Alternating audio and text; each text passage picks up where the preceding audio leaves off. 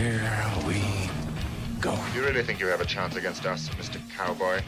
Hey, motherfucker. What you like to do? Oh, I don't know. Play chess. Screw. Well, let's play chess. They give off to Jonathan Taylor. Jump cutting his way. Close to the goal line. He's in there. Touchdown. I-N-D-Y. Jonathan Taylor. Wheeler finds Clark from the logo. Here's Halliburton into the front court.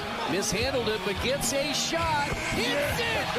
Hits it. John, I have never been better to be on the air with you here in Indianapolis, a place where so many of my dreams have come true. The Ride with JMV on 93.5 and 107.5. The Fan. Now, let me first tell you that I don't know where Travis is, and he's supposed to bring me some beer. He's not here, right? Okay, well, Travis, double back here and make sure a little Michelob Ultra Zero is in hand. Hey, let's get going on this busy Thursday today. We now have a little bit more to discuss. Our location at the Ale Emporium. We are in Fishers today. This is near Geist. It is a great location. So my advice to you, and people tend, I think, to really react and respond positively upon hearing my advice, is to haul ass here from wherever you are. Just go ahead and bust out. Just go ahead and leave. I'm sure you have enough pull to wherever you work right now, wherever you're employed with your bosses or you're the boss, where you can just feel compelled to go ahead and exit whenever you damn well please. And this is a good time to do that. Join us at Ale Emporium because I'm going to be here. We're going to talk up game number 1 of the NBA Finals. For the first time in 25 years, the Pacers are back in it. The Thunder and the Pacers, the game 1 matchup in OKC coming up tonight. 8:30 your coverage begins. 8 o'clock is when we go to the Pacer Radio Network, and that's interesting because I will go until 8 o'clock right here. And before you go, hey, man, that's a long time. Now, it may be a long time for you who will get sick and tired of listening to my ass. However, it is not a long time in terms of last week when I went from 3 until midnight. It is all good because the one thing that you realize, especially when you don't have it very often, I'll give you a great example. Gritty said this perfectly a little bit earlier. And Gritty is smart. Gritty's from Vanderburgh County. Gritty is very intelligent. Gritty a little bit earlier says, thanks for broadcasting a few extra hours today. I want as much fun before the game as possible. I'm a nervous wreck. And what Gritty is also telling you, that this just doesn't come around very often. It's been 25 years that you've been waiting for this. And then you combine that with whatever the Colts are doing to middle of the road it or below middle of the road it in the past 10 years. There has not been a great deal to embrace, so by God, here I am for you on a Thursday. We're going to go 5 hours. Now, granted, Jake Query, who just finished up on Query & Company, will join me coming up at some point later on in the afternoon. I don't think he's supposed to be here until 7, but, I mean, hell, he can stop in earlier and be a part of this show as well because we have a lot to talk about. I went on OKC Radio, and these guys, it's funny this morning, these guys feel the same way that we do.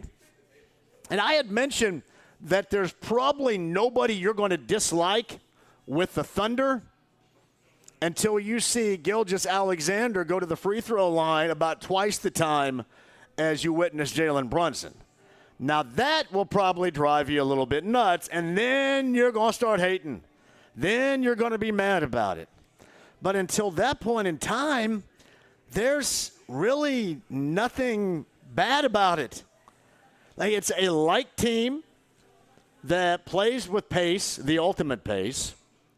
They have the connection, the camaraderie. They have the cohesion going on, team-oriented basketball, and their depth.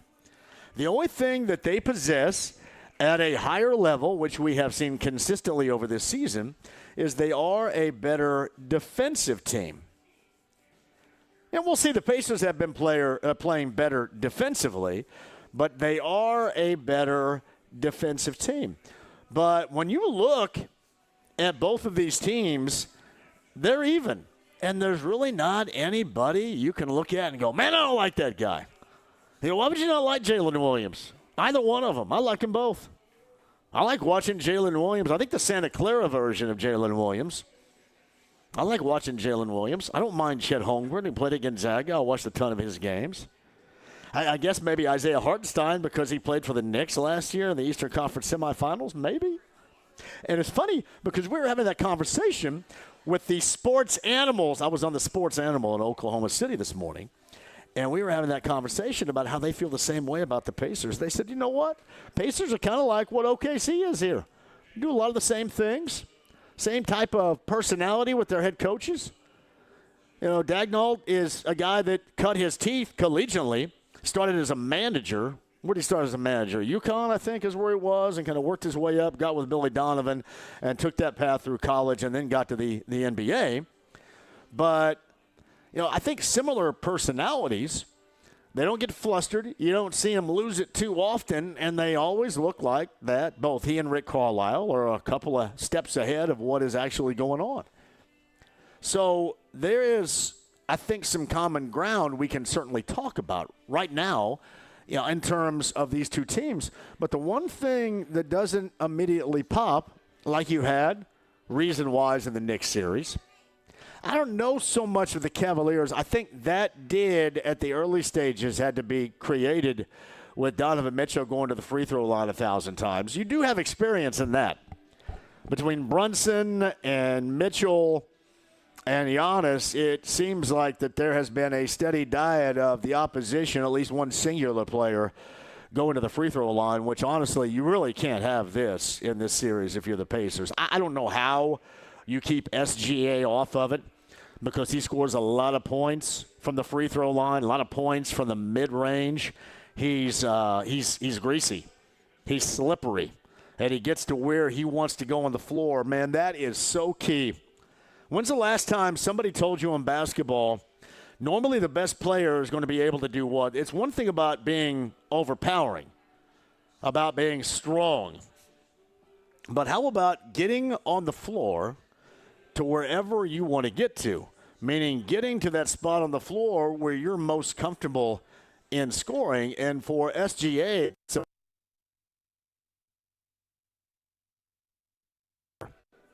always does. And that's why he's the MVP.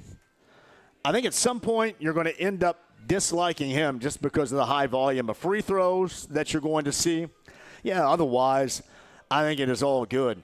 Now, if you're asking me what the Pacers have to do to hang in here, first of all, I think they live in a world right now where it is much better off if you roll in as the underdog. I think they have assumed that position incredibly well.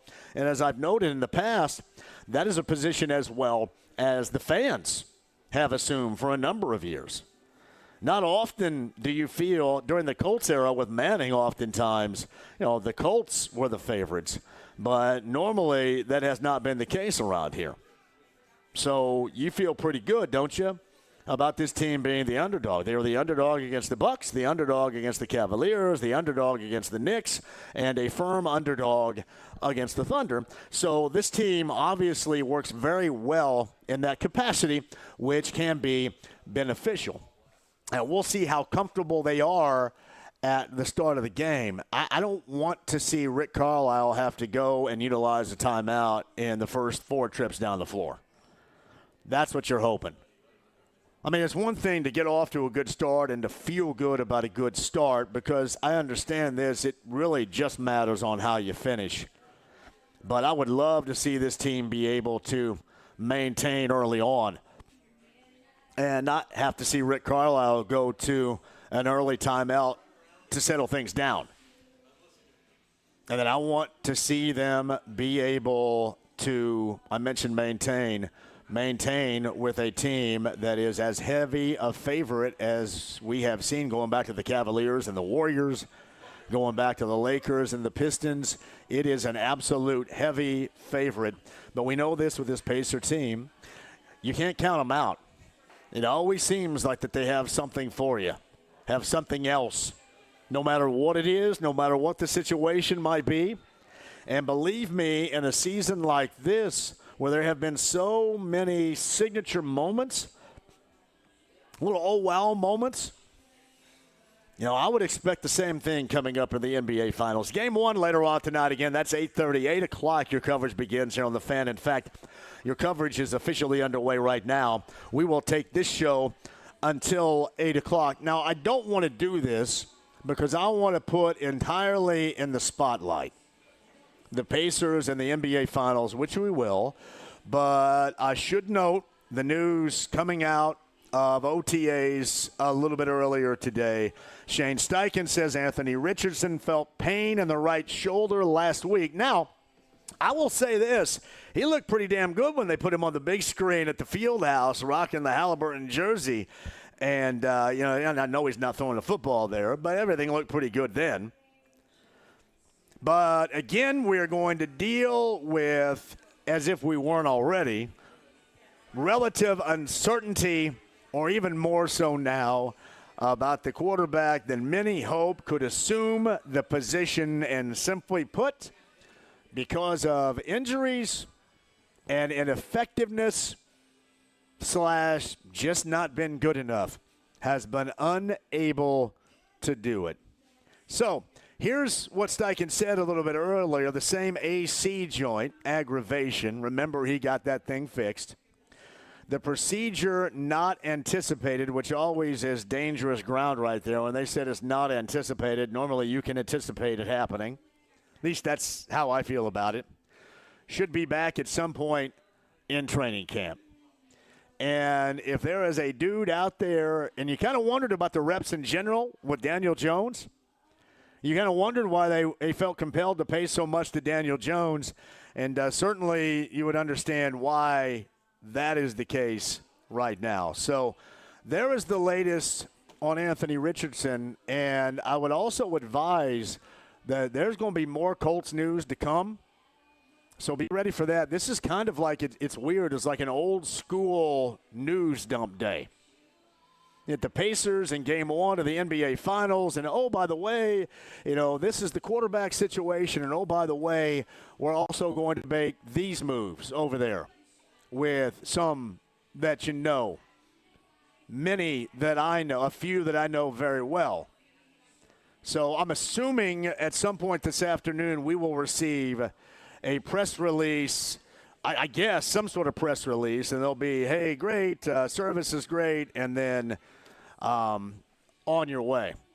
So the new leadership is coming down and making some decisions today.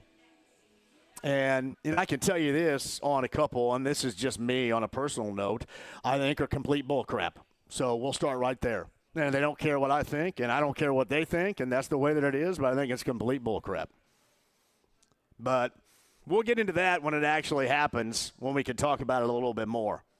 But that is the day. That's what happens when you get on a heavy news day where everybody's focused on one thing, and then you're trying to sneak all this down the road now that you're going a different direction. So expect that. Expect to see some names and some people that you know, and expect that it's probably not going to be over anytime soon. And we'll see where it ends up going. But we'll follow the stories over the course of the afternoon. I promise you that. But our major focus will be the blue and gold, and it should be, because they're doing something for the first time in 25 years, which is absolutely amazing. Now, it is amazing. It has been fun. I have mentioned this before. I sent a video to Nick, and I said, you know what? This is the most fun, the most enjoyable team that I have ever witnessed, that I have ever watched. And you have a lot of people out there that are now feeling the same way.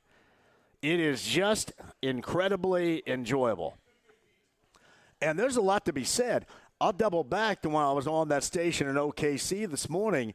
They said a lot of the same stuff about the Pacers as we would say about OKC. And really vice versa.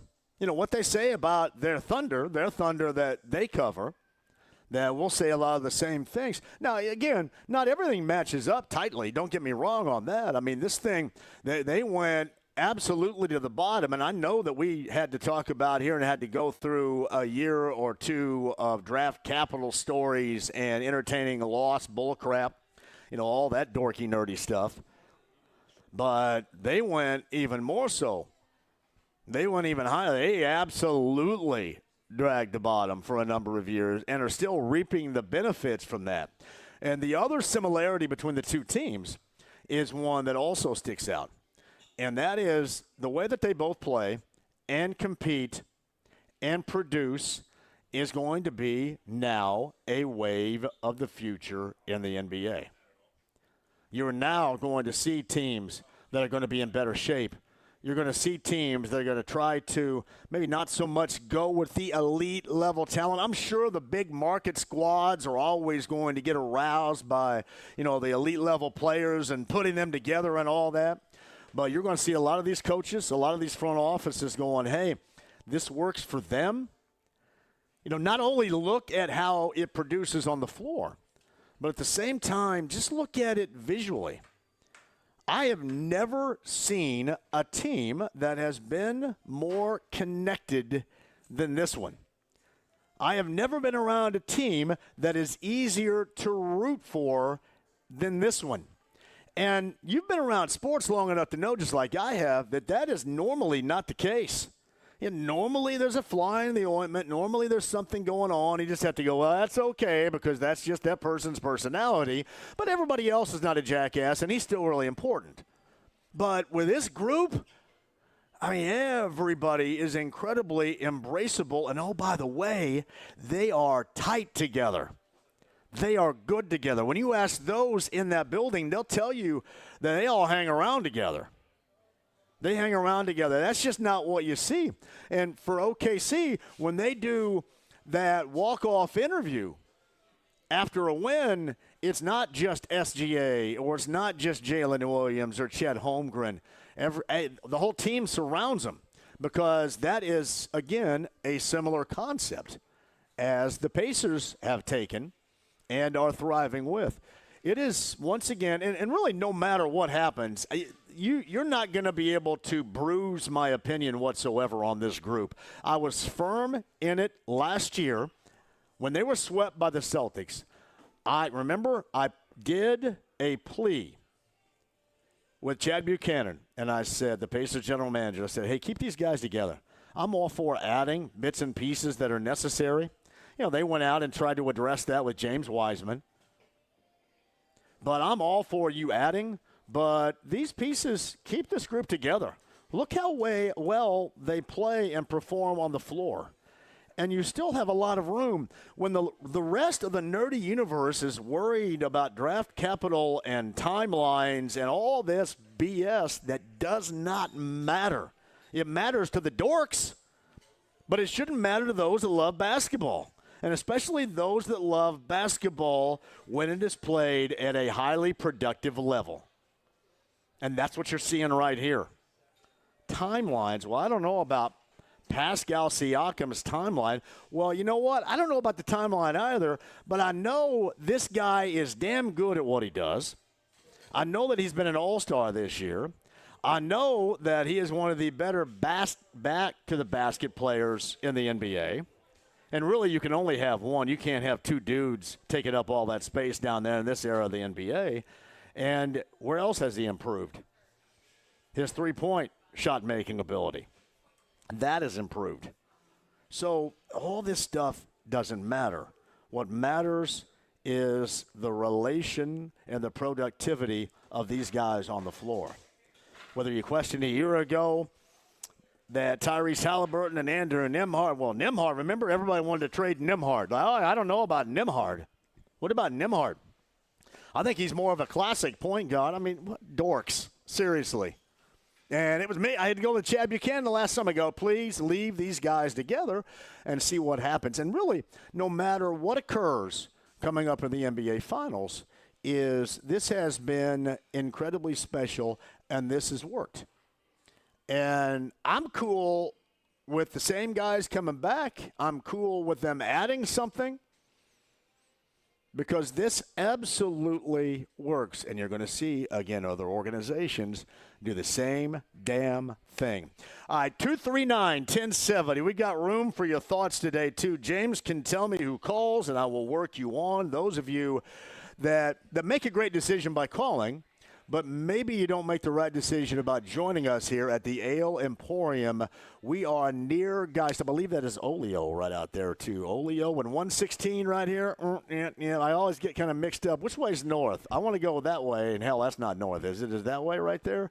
So I believe I'm at 160. I'm looking for a little bit of MapQuest help right here, and I'm not getting it from the audience. No, 116 in Olio is our location. And they have one hell of a Goodwill right next door, too, by the way. Let me tell you that. But it is awesome at this place. This, I believe, is Todd here today? We got no Todd? No Toddanakis? Oh, dude. Do we have Toddanakis? Okay, we do have Toddanakis. All right, I just want to make sure of that. It's been a while since I have had the Toddanakis, and that is a version of the Hermanakis that translates right from Toddanakis as well. So we'll do that coming up a little bit later on. Michelob Ultra Zero brings us to you on this afternoon, and then with Jake for the watch party later on this evening. Friends, we haven't done this in 25 years, so we've got to get this thing done and party a little ass off right here, right? Because you can't take anything for granted. You can't snap your fingers and go, hey, you know what? I think we're going to be right back next year. You cannot. So let's tend to soak it up whenever we can. And that time is absolutely now. 239-1070 is that number. James back at the studio. Mike Chappell on the 5 o'clock hour. I saw where Michael Pittman Jr. went down a little bit earlier today and limped off the practice field and didn't return beyond that. And Anthony Richardson in the news, and then the evident purge that is going on over there. We have a lot to discuss with Mike in the 5 o'clock hour. Bob Kravitz going to join us coming up at the bottom of the hour. Kevin Bowen a little bit later on. Chris Denari, I believe, here shortly will be touching down with members of Pacers staff to attend tonight's game number 1 in Oklahoma City. We'll get the voice of the Pacers coming up here a little bit later on as well. And Josh Shafaunt, our friend who has come together with the summer song of 2025. That is Yes Sirs. Josh, the musician from Danville, now by way of Columbus, Ohio, out on tour. Josh will join us coming up a little bit later on in the show as well. All right, the stream, the app, it's HD Radio. I'm waving at you. I see the camera right there. Phelan Watson is on hand. D. Gray's hanging out with us as well. And we've got Jake Query on the inbound. We're ready to have a blast here at the Ale Emporium and Fishers. Make this your Thursday destination location, because when I say fun, you should come running. 93.5 and 107.5 The Fan.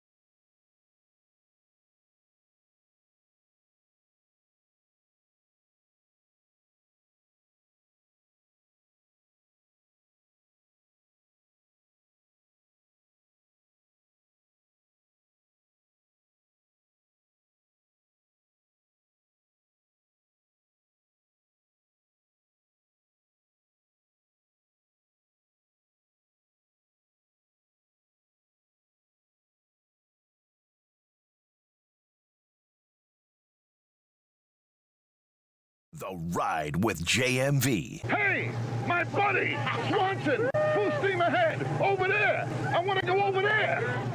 Move over, Swanson, I'm driving. 93.5 and 107.5, The Fan.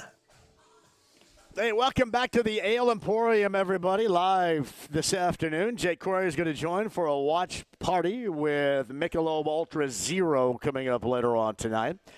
The AC joint re-aggravation or aggravation? Is it a re-aggravation or an aggravation for Anthony Richardson? So nothing else until training camp because he needs rest. That and there's some other stuff going on over on West 56th Street today that incredibly bums me out. And you'll probably hear about that a little bit later on today as well. But I don't want to take anything away from the spotlight that is on the Pacers and the NBA Finals in game number 1. Coming up later on tonight, 8:30 the tip, 8 o'clock your coverage right here. It is on The Fan. We will lead you with this show all the way to the 8 o'clock hour. And joining us from Oklahoma City on the Andy Moore Automotive Group hotline, from BobKravitz.com, it could be nobody else but Bob Kravitz who joins us now. Hello, Bob. How are you? I'm good, man. It's good to be back on the road. Yeah, how are we doing on the road here? Did you drive there? Did you fly? Did you walk? Did you hitchhike? How'd you get there? Well, it sounds like I walked. I know my voice is not very good, but no, I flew. Man, Bob, are you okay? You sound like you had your ass whipped. You didn't get your ass whipped, did you? No. I just have a little bit of a cold. That's all. A little summer cold. Okay, I want to make sure of that. Hey, quick thought, because I'm not going to talk at great length about it.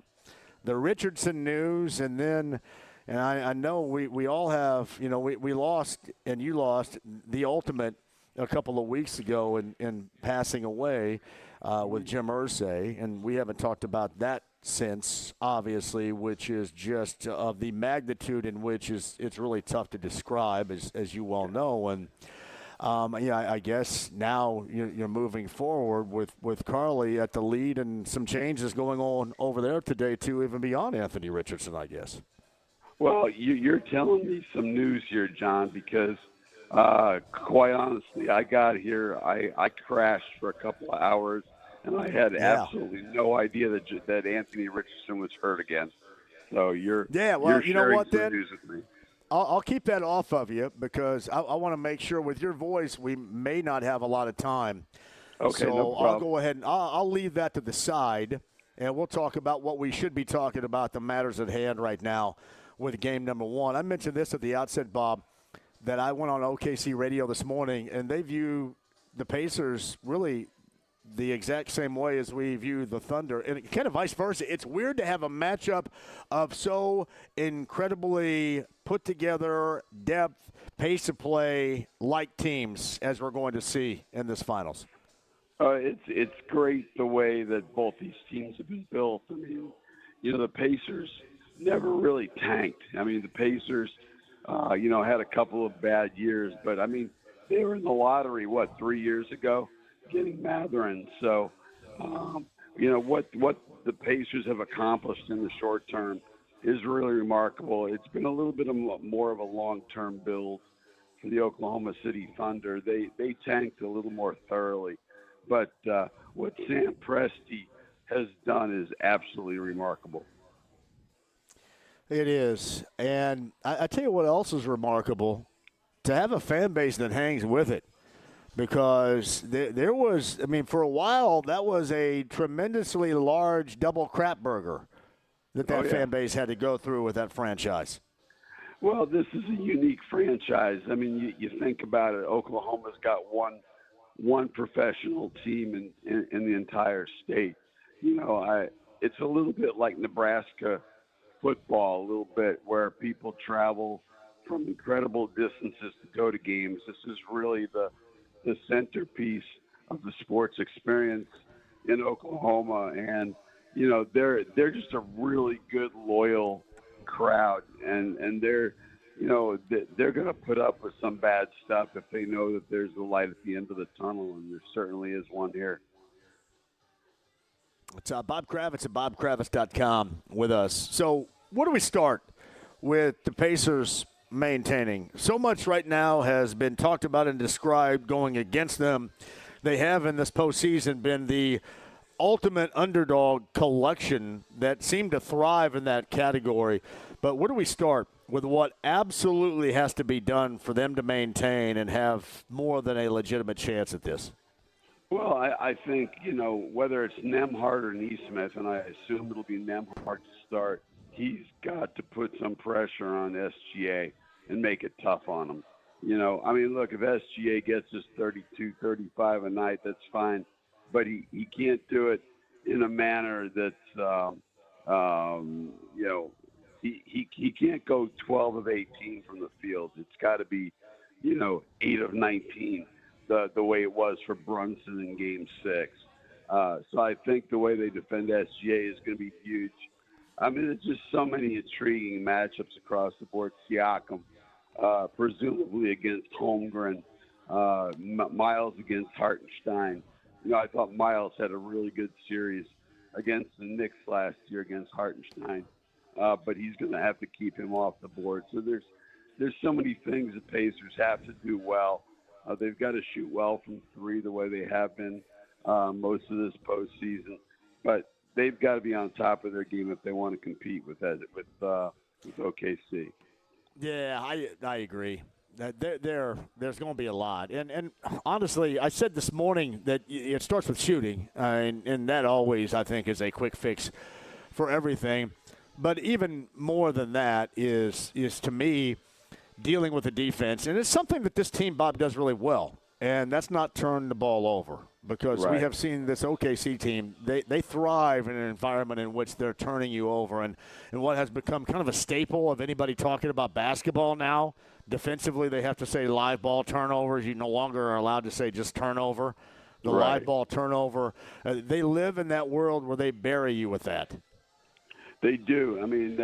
Was it Anthony Edwards said they're 15 puppets on the string defensively, and the job they did in all three series, but especially the series against Minnesota, and the way they completely took Anthony Edwards out of most of that series was remarkable. And that's going to be the key matchup, I guess, when you really look at it is, can the Pacers protect the basketball and continue to be a low turnover team against a team that absolutely feasts on it. Because, everybody talks about how the Pacers want to run you. I'll tell you the truth, Oklahoma City is more than happy to run with the Pacers. And, they're a team that can play in the half court. They're a team that can play the full court game. So it's going to be one hell of a challenge. If OKC goes small, and I guess by small I say taking out Hartenstein and he not getting as much clock and sticking with Holmgren, will the Pacers match that, you think, at all, or they maintain with Miles? Might we see some stretches here where Miles is off the floor and they go smaller with Obi? Yeah, I think that's entirely possible. And I really like that lineup, and I thought that lineup was very effective against the Knicks. Obi has had, a really nice postseason. I can see that as a potential matchup. Both teams going small. To Bob Kravitz at bobkravitz.com. Voice notwithstanding, I'm grinding. Sorry about my voice, buddy. That's okay, man. Grinding your way through it at OKC, getting set for game number 1 of the NBA Finals. Bob, I've described this team, and I liked them from the start. I really have. This is the most enjoyable group, and I'm talking about productivity, accomplishment, cohesiveness, both on and off the floor, of any team, really, in my memory around here. And I'm curious about you as well. How do you feel about this group that really encompasses everything that they've accomplished till this point? It just is the most enjoyable for me. Where does it stand with you? No question about it. Now, honestly, I got here in 2000 right after the finals matchup. So I don't have a real good sense for that team, but certainly in the 25 years I've been here since the final season, this is far and away the most enjoyable team, not only because they play, a democratic style of basketball and move the ball and run and everything else, but really good guys, and I think it all starts with Tyrese, and his personality, and he's such a great talker, and this has been the most fun team that I've been around in Indianapolis, and that includes all sports. I'd say even going back to the Colts championship seasons, to me, this has been the most enjoyable one to watch and to cover. Hey, with that, this is going to be more of a question that should be angled and asked once the series is complete. But Stephen Simon and company going into whatever extra layer of the luxury tax is going to be necessary to go, I will absolutely flip a lid if they don't. I fully expect them to, but I will go ballistic if they don't. How will you respond?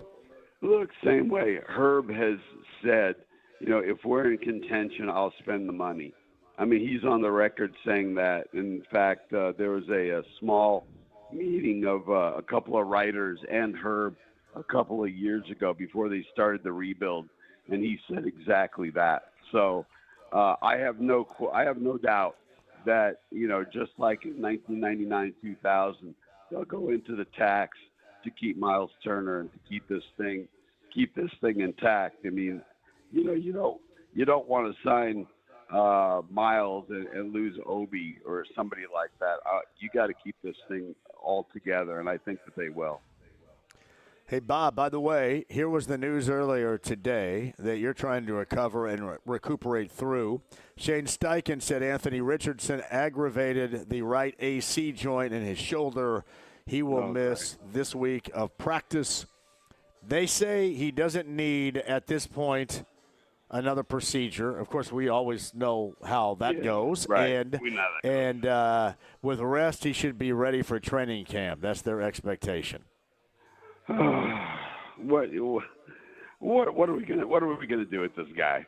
I mean, it's what not we should have like done with this guy prior to now, to be honest with you. But yeah, I Right. mean, I guess you got to soak in it because you did it, and you can't find a you're way. You got to try to justify it if you're those guys over there. But holy hell, you kidding me? Yeah.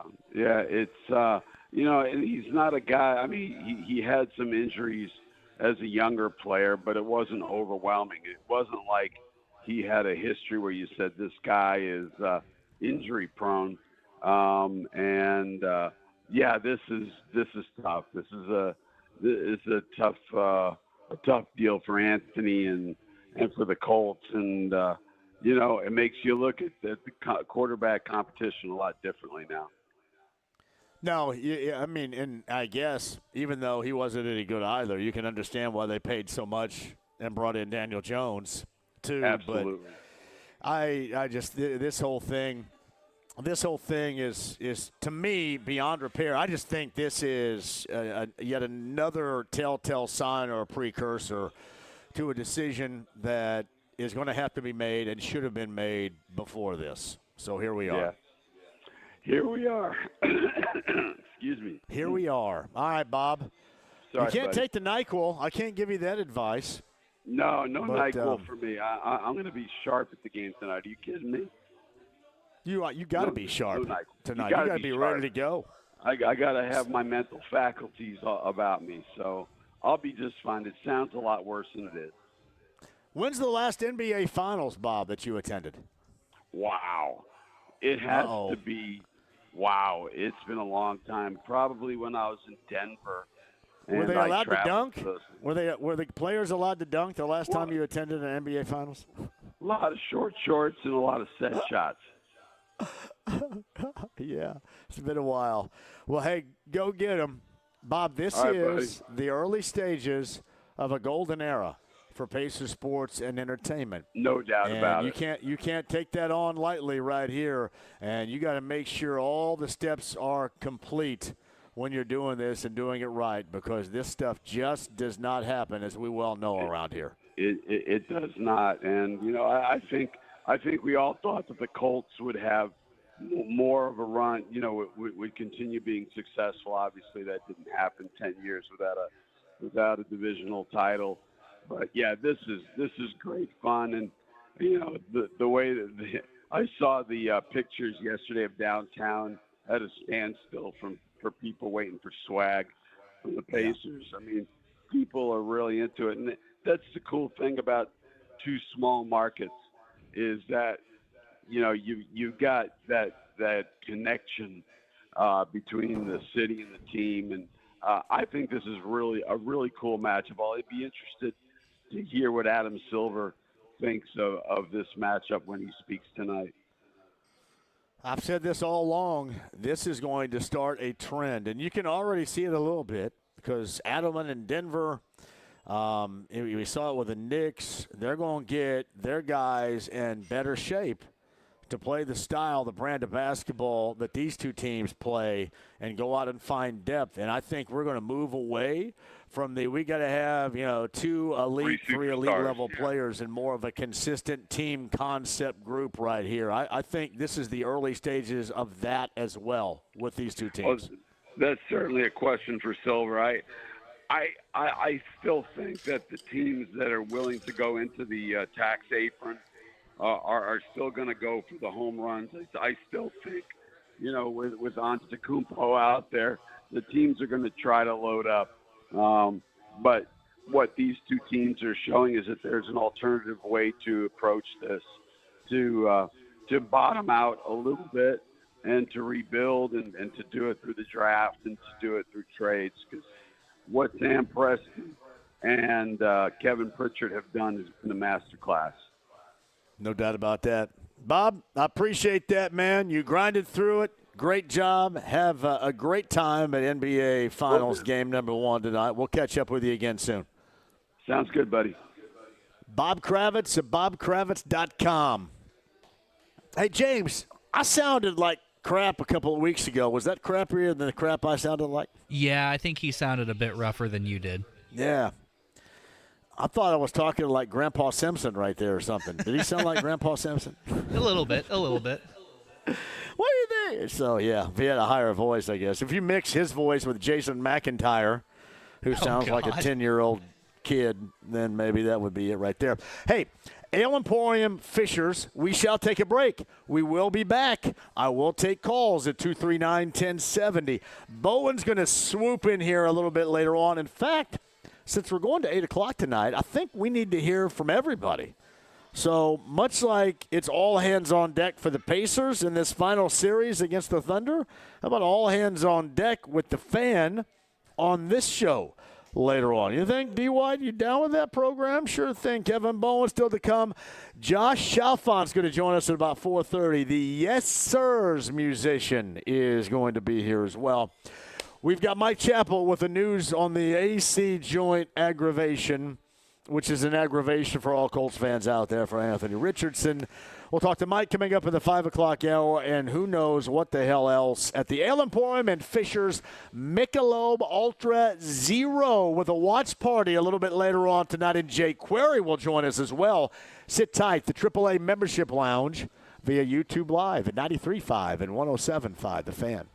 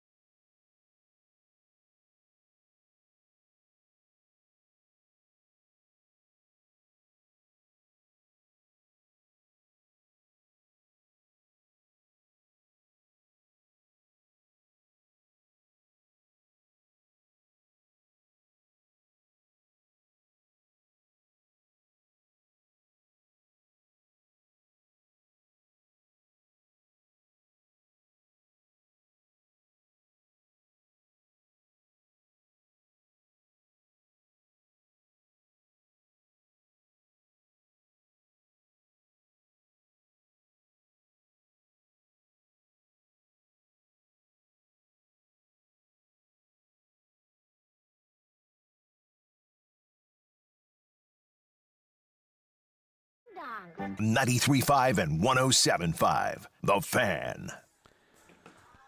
Bob Kravitz, BobKravitz.com. The show is live. NBA Finals game number 1 later on tonight, 8:30. The tip in Oklahoma City, 8 o'clock. Your coverage begins on The Fan with the pregame show, Pacers Radio Network. I will lead you up until that point with Michelob Ultra Zero and a watch party with Jake Query. And what the hell, I'm just going to go until 8 o'clock tonight. That's what we're going to do. Ale Emporium and Fishers, there is so much time for you to get out here and join. You better do it. Meantime, at 239-1070, Aaron is up first on the show today. Aaron, hello. How are you? Good. How are you, JMV? Hey, I just outstanding. Your thought about OKC coming out sluggish and slow at first, because it feels like I haven't played in like 2 weeks. What are your thoughts on that? Oh, I think that definitely can happen, but they're pretty damn good. I think, to me, what I think counterbalanced that, Aaron, is the fact that they dropped game number 1 back in the West semis at home against Denver.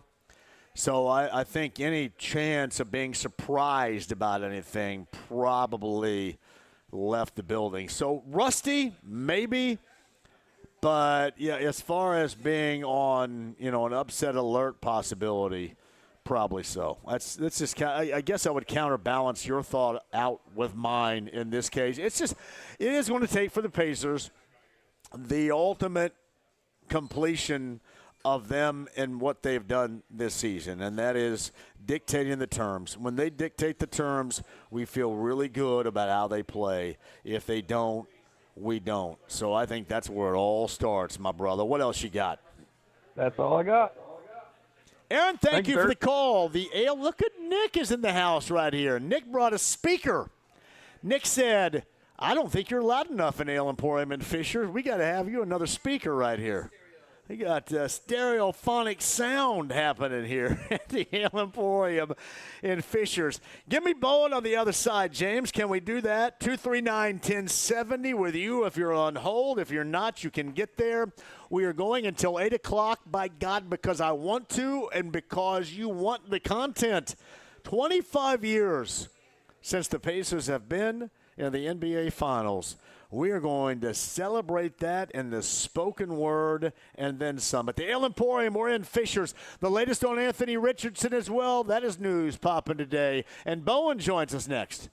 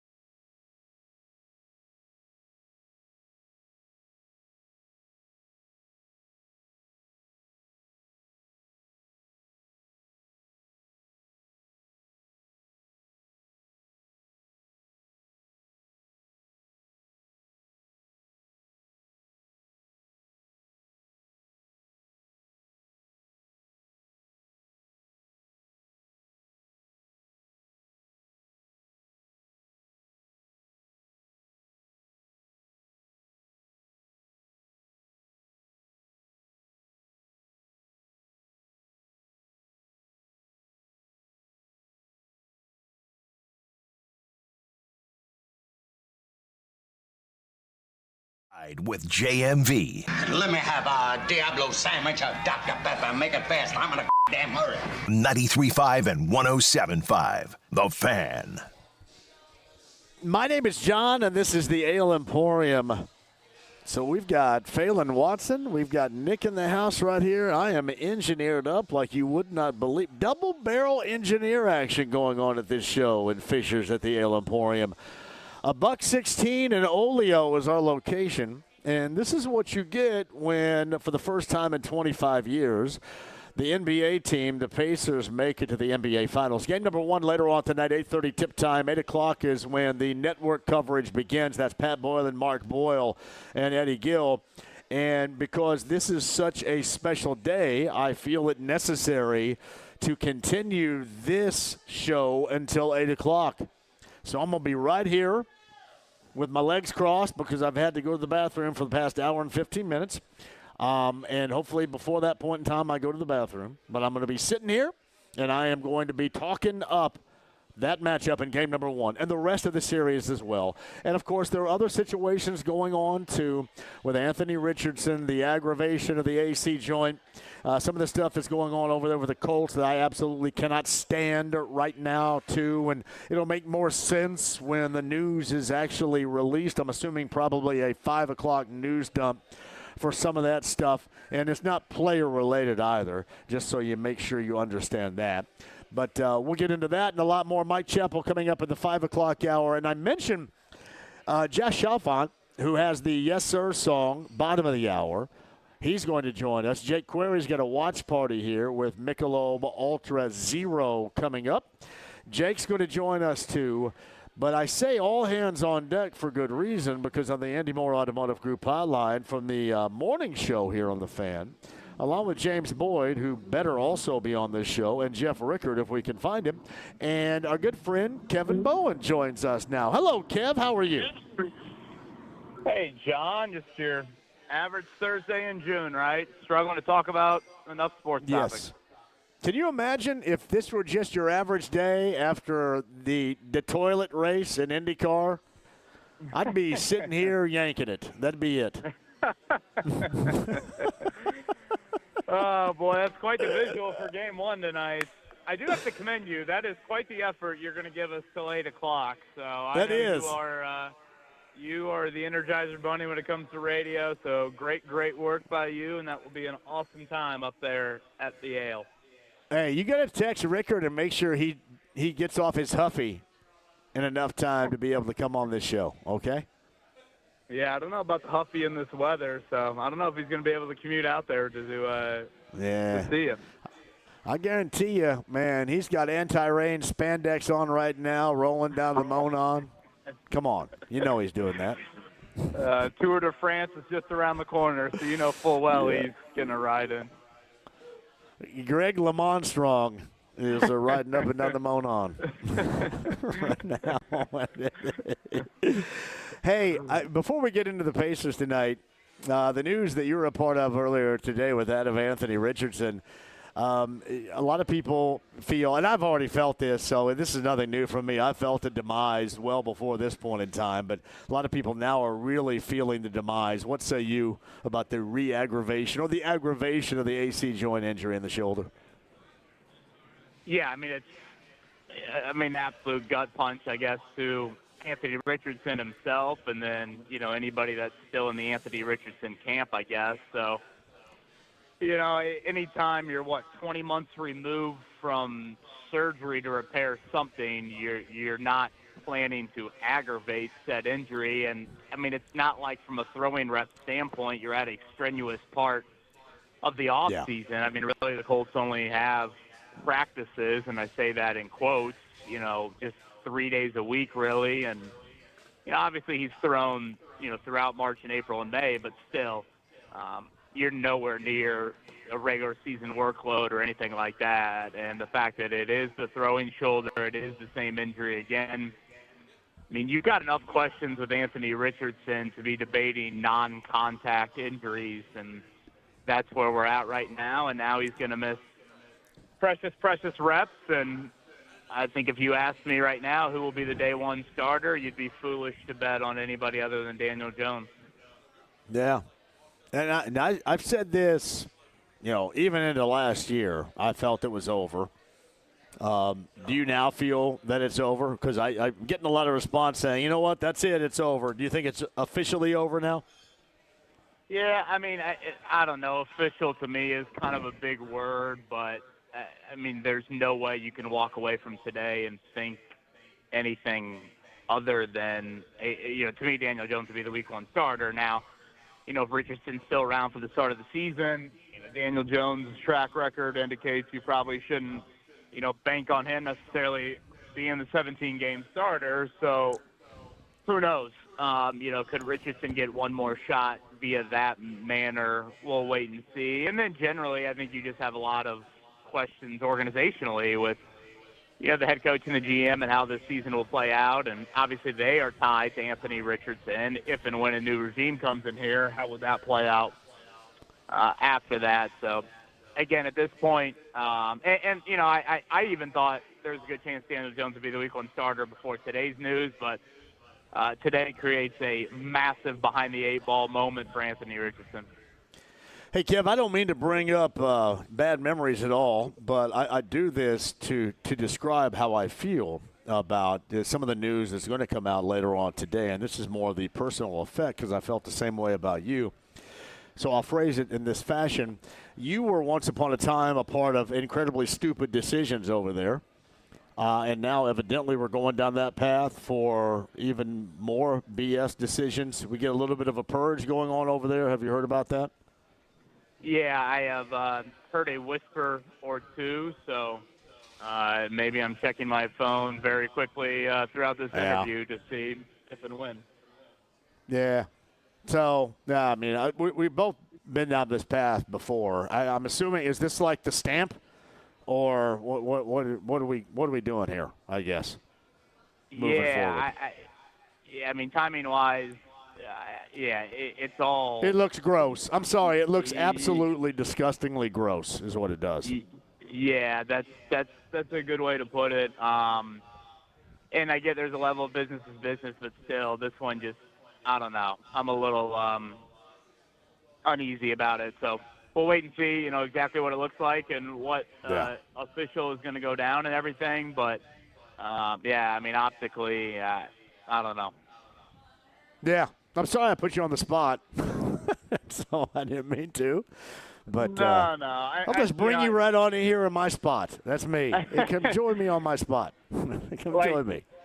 I mean, there is part of me. I don't give a like, crap. damn. Yeah, I don't care. So, yeah, I mean, it's all good. Here we are on June 5th, and, 25 years in the making, tonight, game 1. Yeah. And, and I get it. I mean, the first, 10 minutes of our conversation is talking about the starting quarterbacks or the franchise quarterback with yet another injury, and then Isn't that gross? Even more. I feel gross.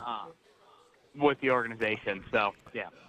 I feel that's the Kevin Bowen way, passive-aggressively, to call me out, and I dig it. I like that a great deal.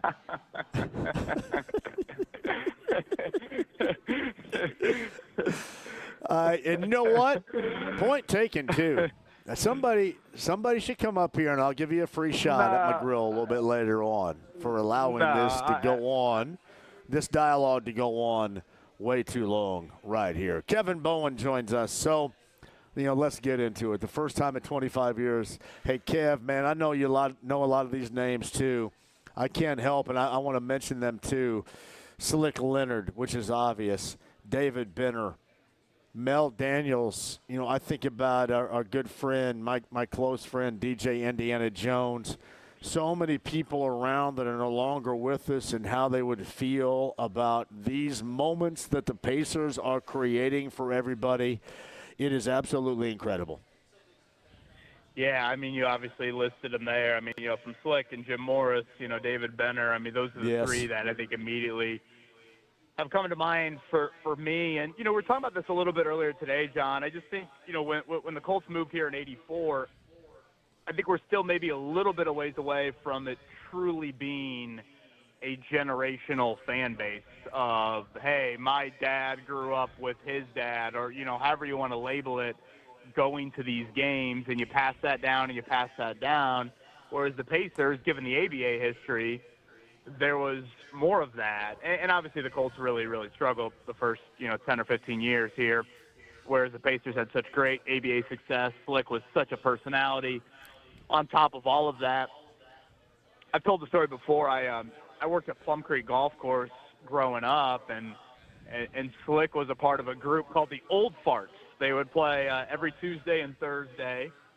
And at that point, Slick, who could still really hit a golf ball, honestly, he still wasn't maybe in 18-hole, type health of, playing 4 or 5 hours in summer heat. So, he'd usually stop after, 9, 15, something like that. And he'd just come out and chill in the little outdoor patio area outside of the snack bar. And, I'd be, stopping from washing carts or whatever and go down and just chat with them. And, we're talking at that point probably Dunleavy-Murphy type years. And for our conversations then to lead to tonight, it is quite amazing that they're back there. So I've definitely thought about that a whole lot over the last week or so. And even the craziness of what downtown looked like yesterday with the old gift bag giveaway and times that by 1 million and what the parade would look like. It is an awesome time for this city and the state because I just think there's nothing like Pacer fandom when you start kind of ranking fandoms in our city and in our state. Yeah, it's Kevin Bowen morning show along with James Boyd and Jeff Rickard. He's on the Andy Moore Automotive Group hotline. So give me some things. I asked Bob Kravitz this a little bit earlier, some have-tos for this Pacer team. I mean, obviously, you say shooting the basketball all the time, and that's secure for everything. But some have-tos for this team to hang, and as they normally do, and they've proven that to everybody, hang in there and give themselves a chance at things. What has to be done at the beginning?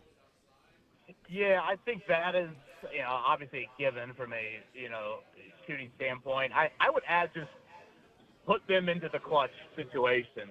If you would tell me right now that every game of this series, win or loss, puts Oklahoma City into having to make clutch plays, 5-point game or less with 5 minutes or less to go, I think that's vital. The Pacers have been tremendous in the clutch here as of late, and Oklahoma City, I just think they're yet to have proven themselves in that area. They've had moments where they've been great to end games, even here in the postseason, but they didn't have too much stress to end games throughout the regular season. And, Mark Dagnall, their head coach, said the other day, the Pacers are a little bit like talking about facing a 99-mile-per-hour fastball.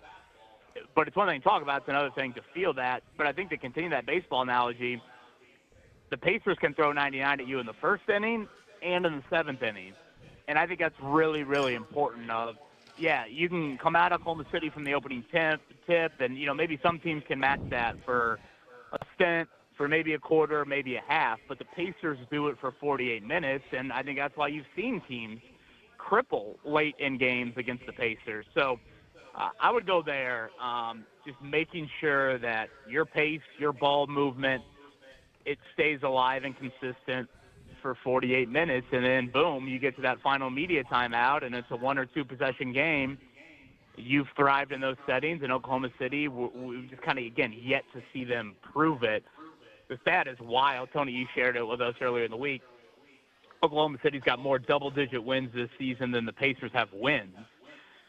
So it's a great stat, but, again, can you create more of the single digit? Can you create more of the, all right, boom, boom, offense, defense situation, out of timeout situation, those sorts of things late? Just apply game pressure to them. And, obviously, the earlier you do that in a series, the more they're going to feel that. I think that is a massive part of pulling off this upset. Hey, it's Kevin Bowen on the Andy Moore Automotive Group hotline. I mentioned this a little bit earlier, too. I don't know how you keep Gilgeous-Alexander off the free throw line. The thing that's amazing about him, for me, it's one of those things where, man, you are so good if you're able to get to wherever you want and feel comfortable in scoring on the floor. And I think the first thing I think about with the league's MVP is that. And then you add in how he's able to draw fouls. How concerned are you about that? Because right now, Pacer fans, they're finding it hard to locate anything that they dislike about the Thunder or get mad about or hate about the Thunder, I think the whole free throws and the high volume that he's going to end up getting, that's going to be a table turner in this series, I think, for Pacer fans. But how do the Pacers try to guard against that, which basically the rest of the league has been unable to do? Yeah, I think you got to pray for a pretty quiet whistle, especially for Aaron Nesmith, assuming he gets that first look on Shea. Because, okay, if you just want to compare Tyrese and Shea,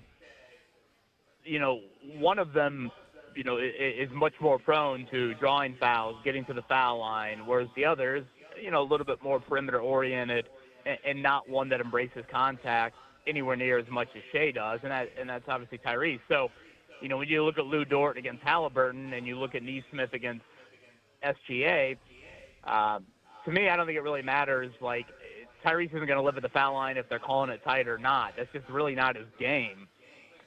But if they're calling it tight, I mean, Nesmith's going to the bench early, and now Nembhard is getting that assignment, and I think you need Nembhard a whole lot offensively in this series. If Lou Dort is able to, quiet Halliburton, you're going to need the facilitator, the distributor, the Nembhard we saw last year in the Eastern Conference Finals, the Nembhard we saw in Game 6. You're going to need more of that than maybe you have at other stretches in these playoffs. So I think that is a big key. I generally like Nesmith, just his presence, his body. It's a little bit more length. It's a little bit more bulk on Shea, but we know full well he has been foul prone. And again, if that whistle gets pretty quick here in the finals, that's going to send Shea to the line a whole lot. So I think that's a big aspect to it of again, just how quick is that whistle from obviously the variety of crews we'll see here during the finals. Hey, Kev, I think an edge, and something you speak to right now, and Aaron Nesmith even mentioned that, it might have been yesterday, that the time off was an advantage for him to get back and to feel better with that ankle.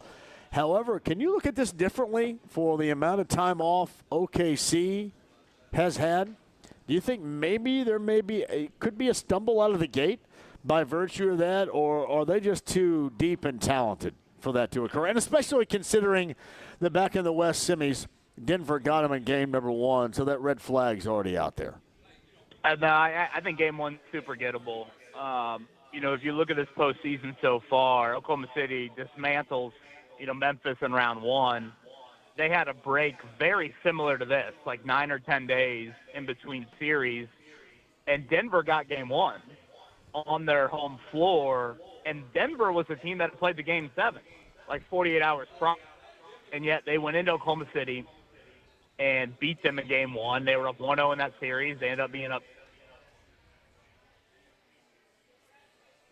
in 7. So, I think if the Pacers get game 1 tonight, it flips the series upside down, and it totally changes, I think, how this series can go. And again, the Pacers have been very good, honestly, with long breaks this season, whether it was the in-season tournament break, whether it was post-Paris, whether it was after the All-Star break, even these times throughout the postseason when they've had a little bit of a longer stretch off. So I think that plays more to the Pacers' hands than it does Oklahoma City.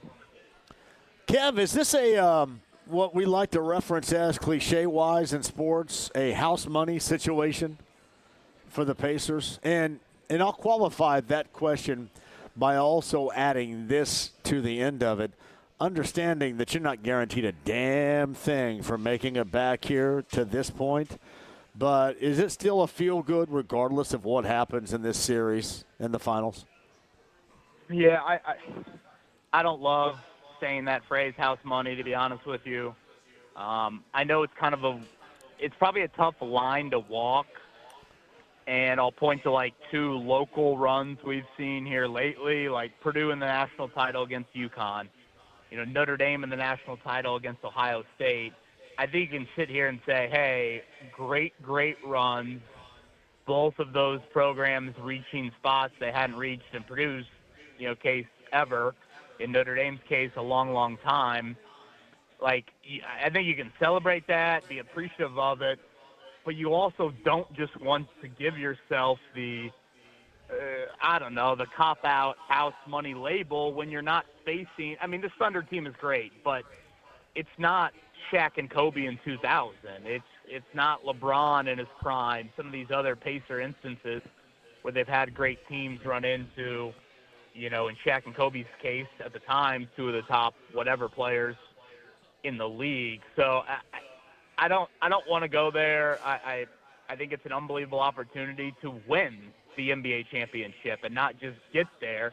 Now, if they bow out in whatever 6 or something like that, yeah, I think you can also be very appreciative of the run, but it will leave a little bit of just a sour taste of if and when that title's ever going to come, because, not to say that, Boston would have flipped the series, but like you did, injury luck has been on your side here in this postseason, more from a Pacers standpoint. I'm not even talking Cleveland or Tatum tearing the Achilles. Like, Nembhard and Nesmith got hurt at the start of the year this year. Well, what if they would have got hurt at the end of the season?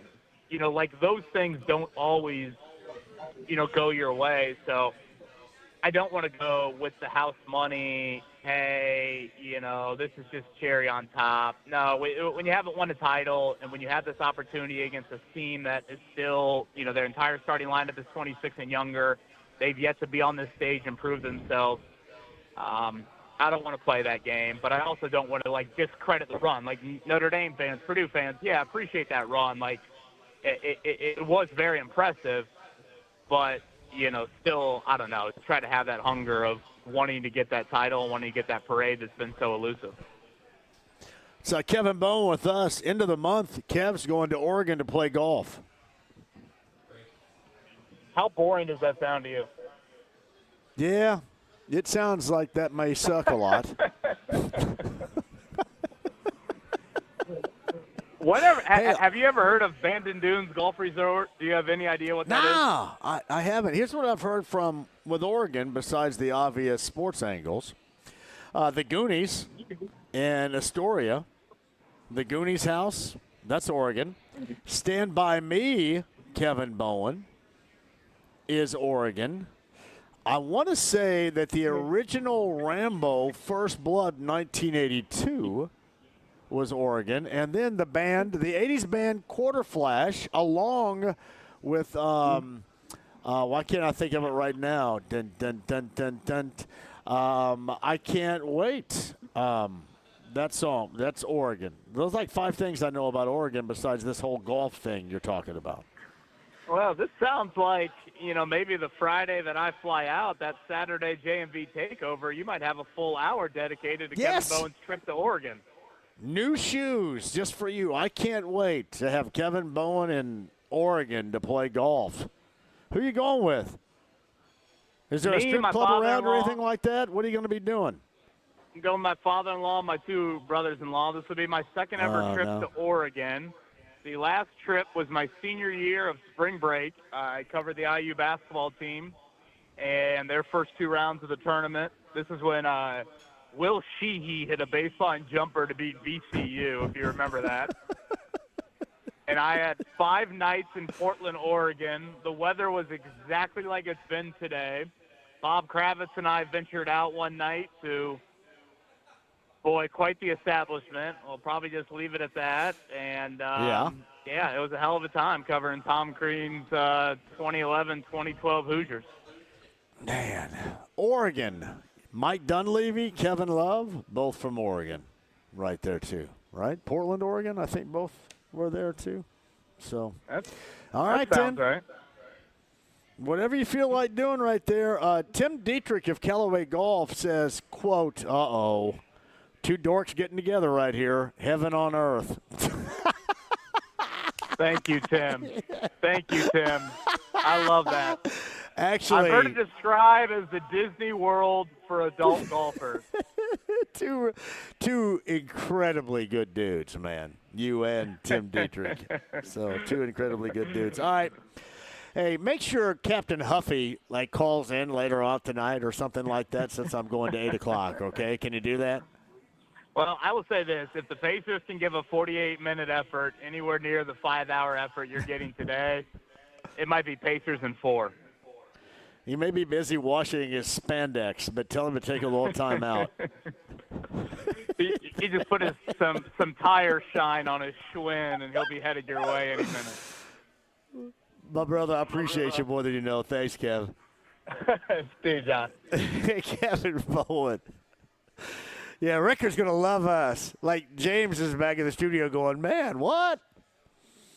It's outstanding. Quick break. We'll come back. We got Josh Shafaunt on the other side, I think, right, James, too? The Yes Sir song.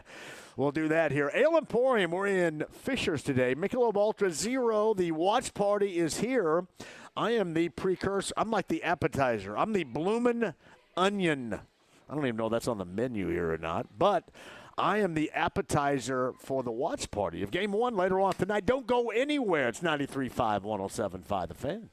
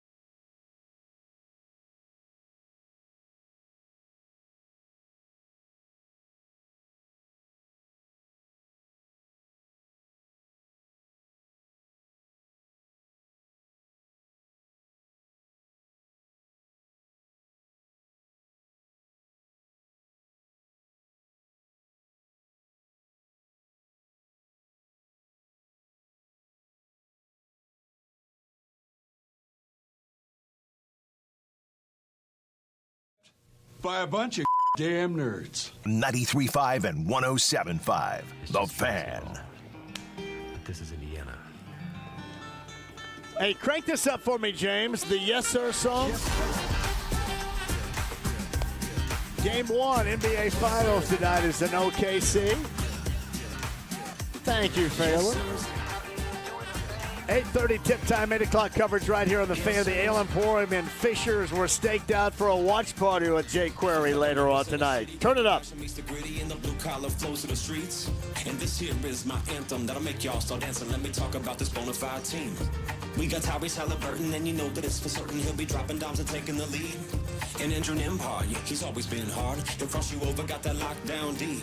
You know that Pascal Siakam really got this. That is Yes Sirs, the summer song of 2025, as we're live at the Ale in Fishers at 116 in Oleo. Thank you for joining us. And the guy that created it has become a fascinating friend of the show.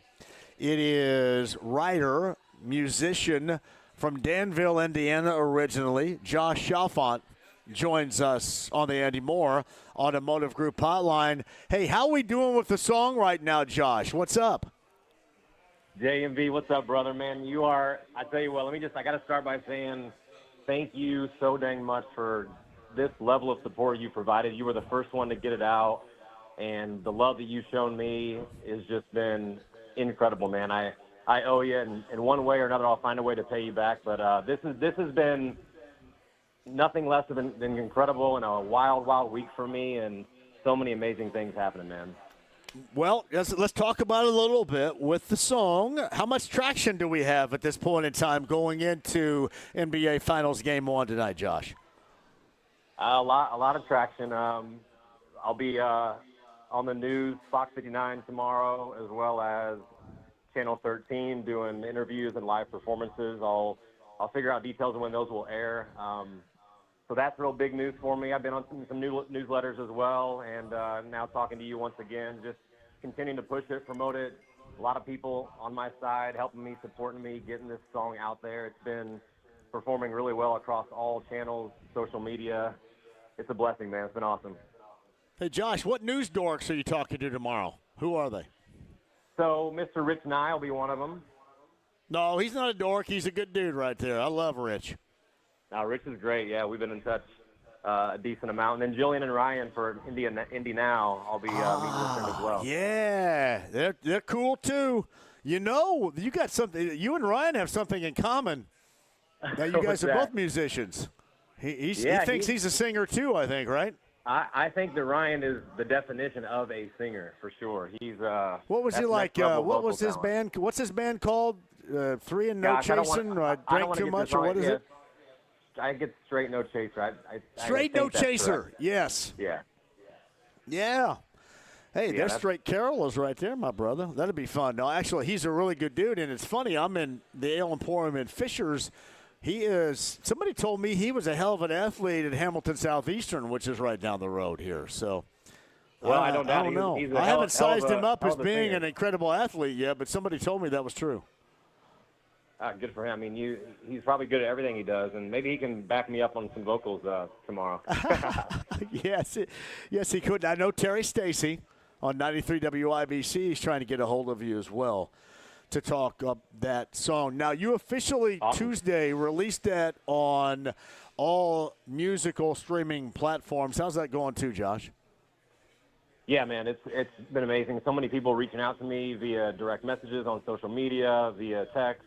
People giving me calls. I've had a lot of people just helping me, advising me. I'll thank those individuals multiple times more throughout this whole process. And there's no way I could be happier with how it's going. I've got big goals with this from the day I started writing it 2 months ago. And some of those goals I've already checked off, including, getting on radio and having conversations with people like you. And like I said, thank you again for everything that you've done and will continue to do to help promote this song. Calling it the summer song of 2025 makes me smile every time I say it, every time I see it. But it doesn't stop here, man. This is, got the TV appearances, the live performances there, which is just another huge blessing. But also, I'm really bullish about getting this song into Gainbridge, and I want to perform the song at Gainbridge. These are the goals I set for myself 2 months ago. I'm not stopping until it gets there. So with everybody's support, I think we can make it happen. Josh Shafaunt has Yes Sirs. He's from Danville, Indiana, originally on the Andy Moore Automotive Group hotline. Have you not heard from the Pacers yet?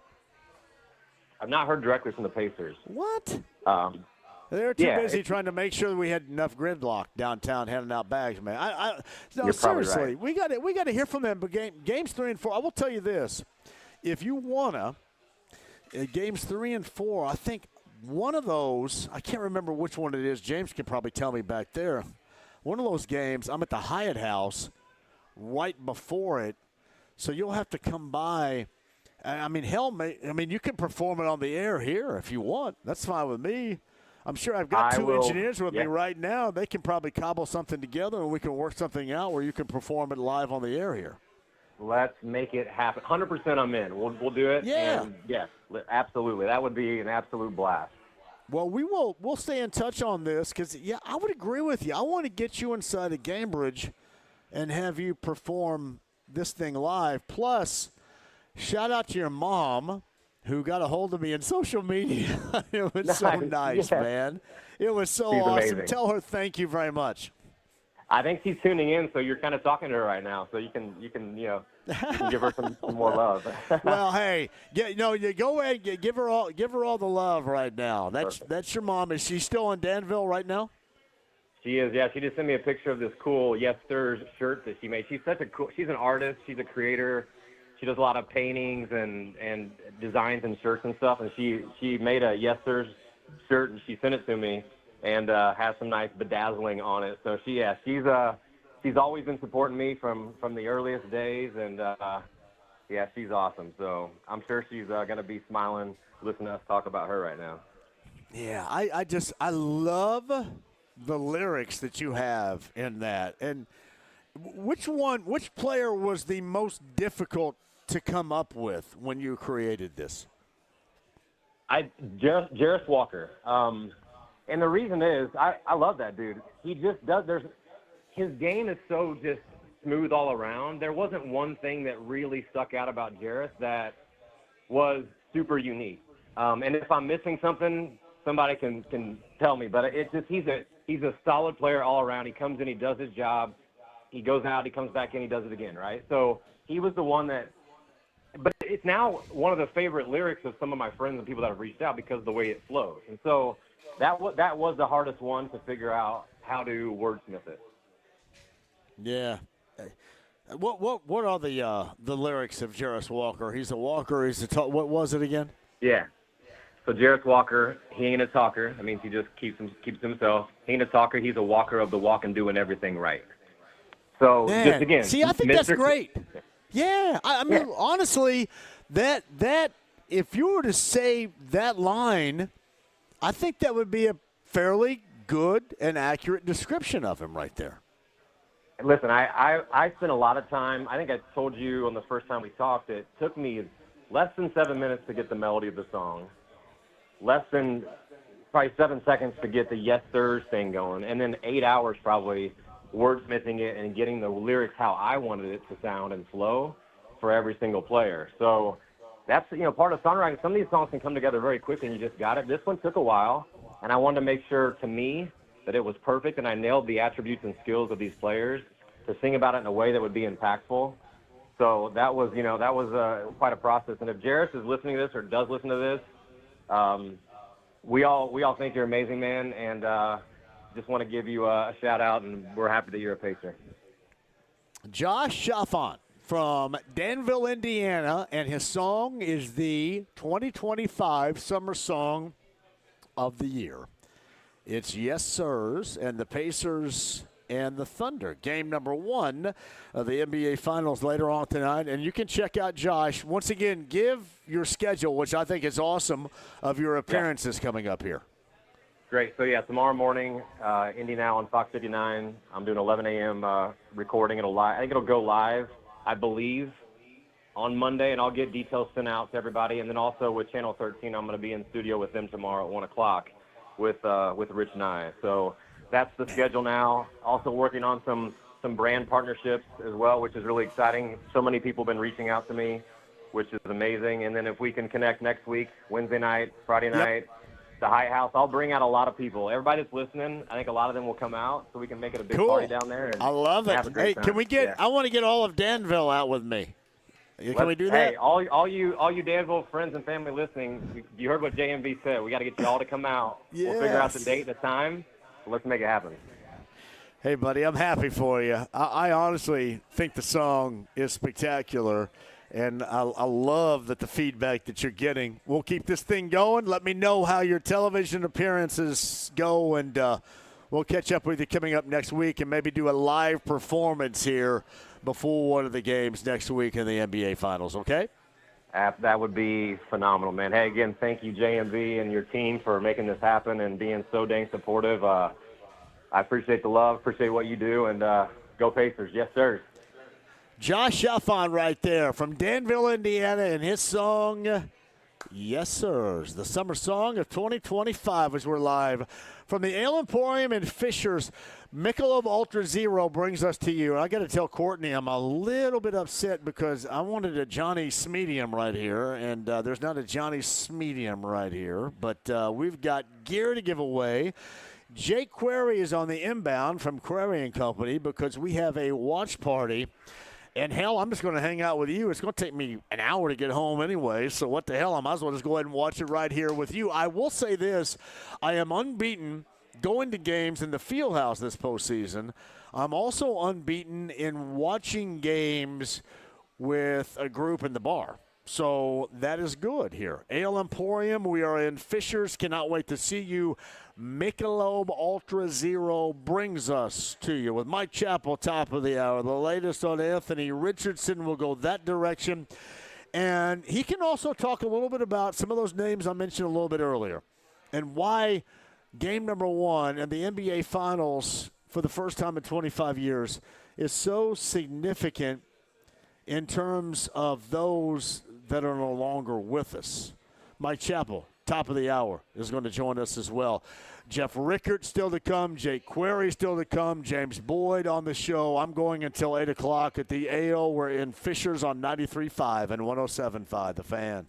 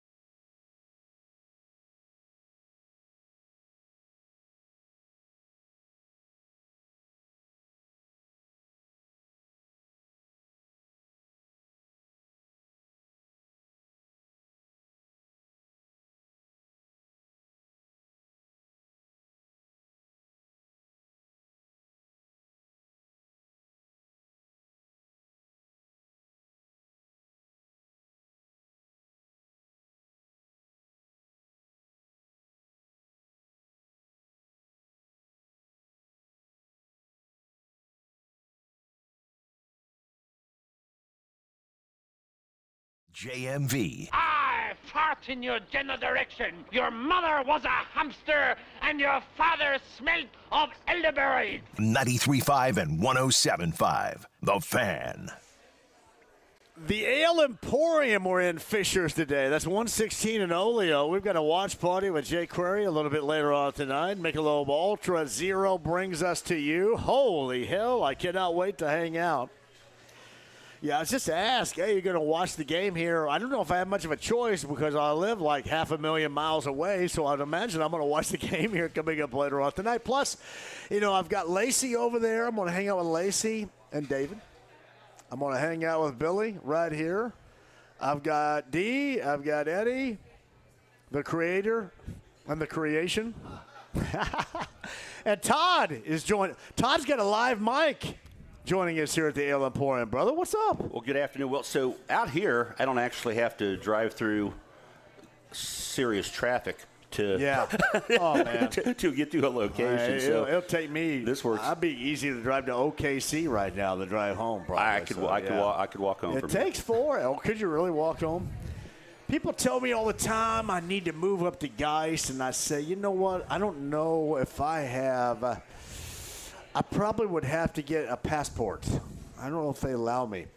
This is Hamilton County, right? That is true. No, they're just never going to let me into Hamilton County. So technically, I'm in Hancock County in McCordsville, which is about a mile and a half south of here. See, they're getting there, too. Like, my official county is Morgan, and anything can happen there. I can just, run naked through the countryside, and nobody cares. We're a town, not a city in McCordsville. So at least we're still a town. But it's still Hancock County, though. It right? is. What do you got, Todd? Thinking about the game tonight. And again, this kind of goes back. This is kind of par for the course for the league. But when and after the Pacers win this series, some way, somehow, I can promise you Vegas odds will come out the day after the series is over, and the Pacers will probably be no higher than the 6th most favorite team to win it next year. You're always thinking about next year. But that's how this team is kind of thought of around the league. I think they benefit from that, though. I think they benefit from it, and I think this is a world where Pacer fans or Indy fans in general really like living in. So no question. Extra motivation. Sitting at the kids' table every Thanksgiving plays to their advantage. Yeah. I really think it does. And so the chip on the shoulder thing's a little overdone, but you know what I'm saying. Yeah, there's no doubt. There's J-Law right there. Hey, is your pool open? Yes, sir. Let's have a party. What's up, Jeff? I need to have a party at J-Law's pool. You like I just invite myself over and just have a party at your pool right there. You get the Noblesville address up there. So what's your call here later on tonight?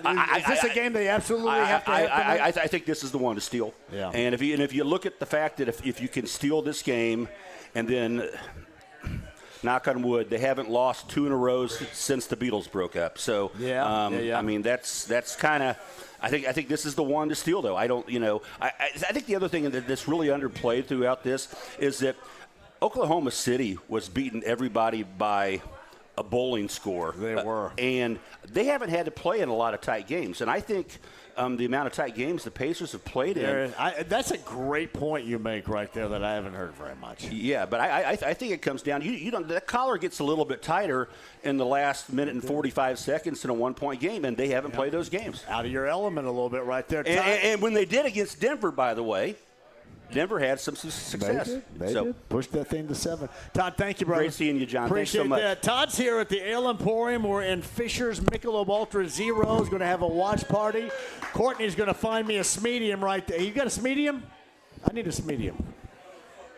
I'm going to suck it in and Smedium it up right here. How about if I wash it and dry it really hard, will it turn into a Smedium? Hey, by the way, Pat Kersey and Tim Dietrich both suggest, James, that where Kevin's going to play golf in Oregon at the end of this month is golfer's heaven. And like Kersey operates on people and stuff, so I think you would know heaven, golfer's heaven, right? Tim Dietrich is a Callaway golf rep. So golfer's heaven, according to those two guys, in what Bowen was talking about a little bit earlier. All right, Anthony Richardson, an AC joint aggravation. No more OTAs, nothing more until training camp. Yeah, we'll get to that storyline. That and those that are no longer with us that would incredibly appreciate this run by the Pacers from somebody that would know. Mike Chappell is going to join us on the other side. Michelob Ultra Zero brings us to you on this afternoon. The Ale Emporium, we're in Fishers, 116 and Oleo. Cannot wait to see you here. 93.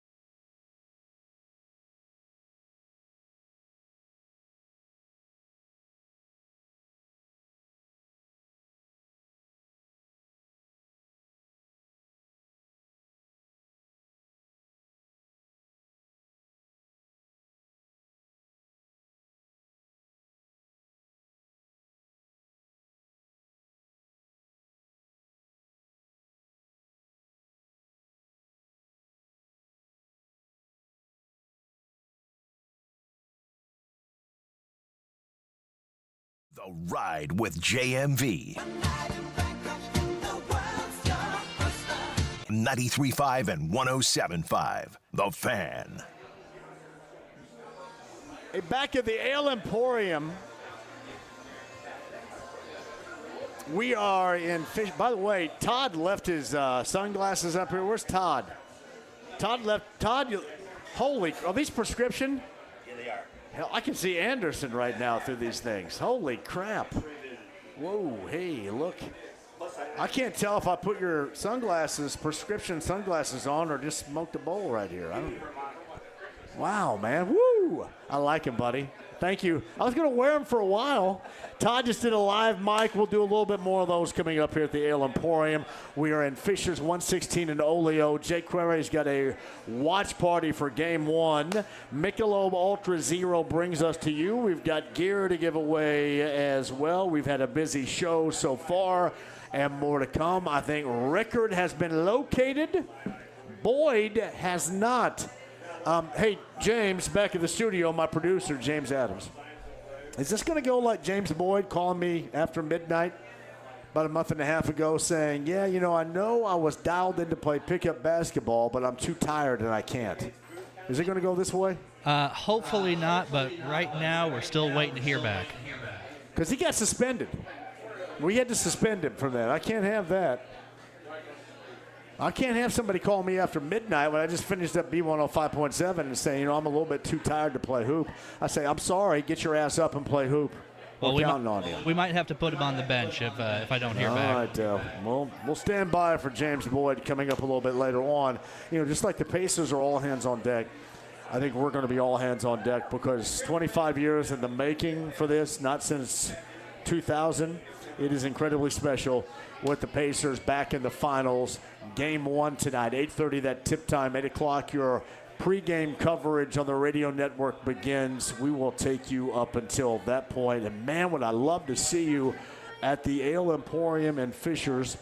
And I'm going to get dialed in with some of my friends here in a little bit with the Tatanakis, man. The Tatanakis are spectacular. I'll explain coming up. Meantime, on the Andy Moore Automotive Group hotline, he's been around here longer than most, covering the Colts and then some. Mike Chappell is with us. Hello, Mike. How are you? Good. How you doing? Can I even start to ask you what the hell happened with Richardson, I guess? I do want to get with your angle on the Pacers, but since you were out there earlier today, how sideswiping was the news on Richardson? Oh, huge. I mean, this was been T-boned in downtown Beach Grove. So, yeah, and it's just it's the right shoulder that was surgically repaired in October of 23 that forced him to miss most of his rookie season. And one day last week, I think it was Thursday, Shane Steichen said he just came up and just said there was pain in the arm shoulder, and they had it looked at, and it's an aggravation of that.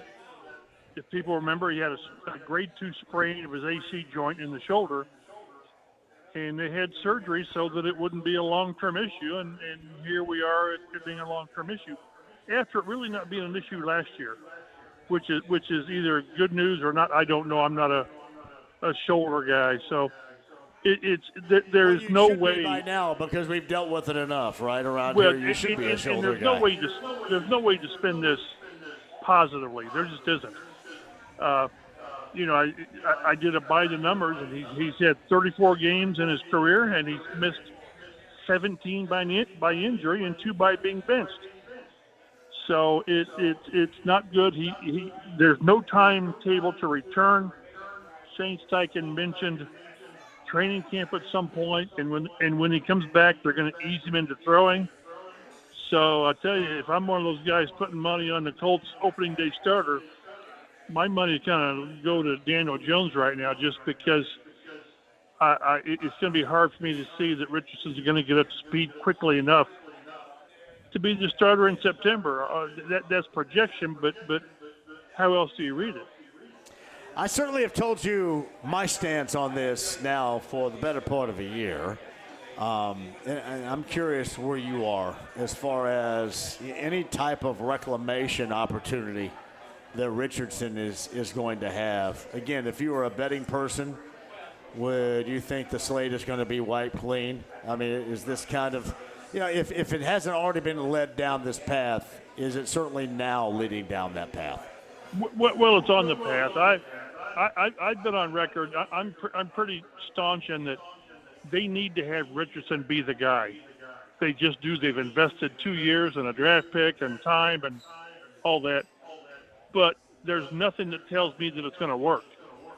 It's a small sample size, 2 years, and I can give you all the reasons why he's behind schedule with the injuries, and he started 13 games at Florida and all this stuff.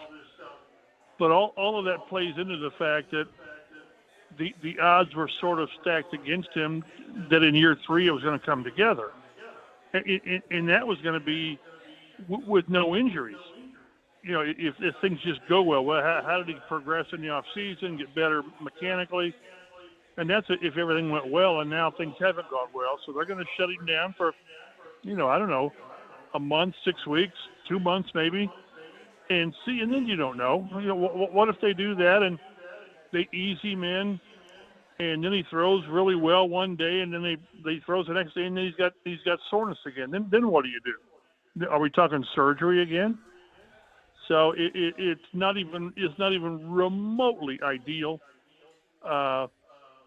So and there was a reason. Again, there was a reason they went out and got Daniel Jones. I went back and looked at Chris Ballard's comments in January about they need to have Richardson be more consistent, this, that, and the other. And then he said, number 2, he's got to stay healthy.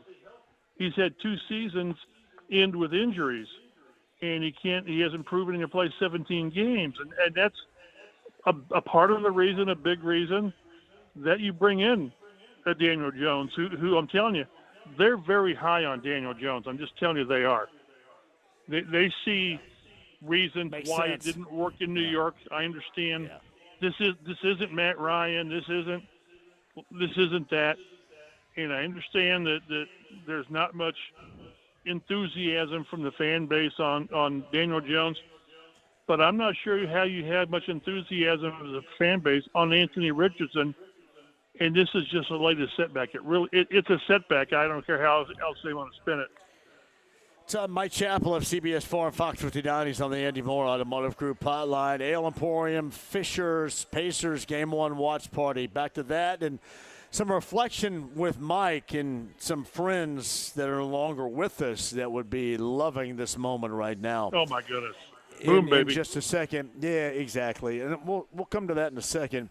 But speaking of, you and I have mutual friends, and evidently some are losing their jobs over there today. Is there somewhat of a purge going on that the rest of the public's unaware of, which I think is complete crap? I do. A lot of that is complete crap. I know of one, and I'm not going to it's not my place to make any announcements, but, yeah, I anticipated that when Jim was gone and Carly and the daughters, I think Carly was in control, there would be changes or readjustments.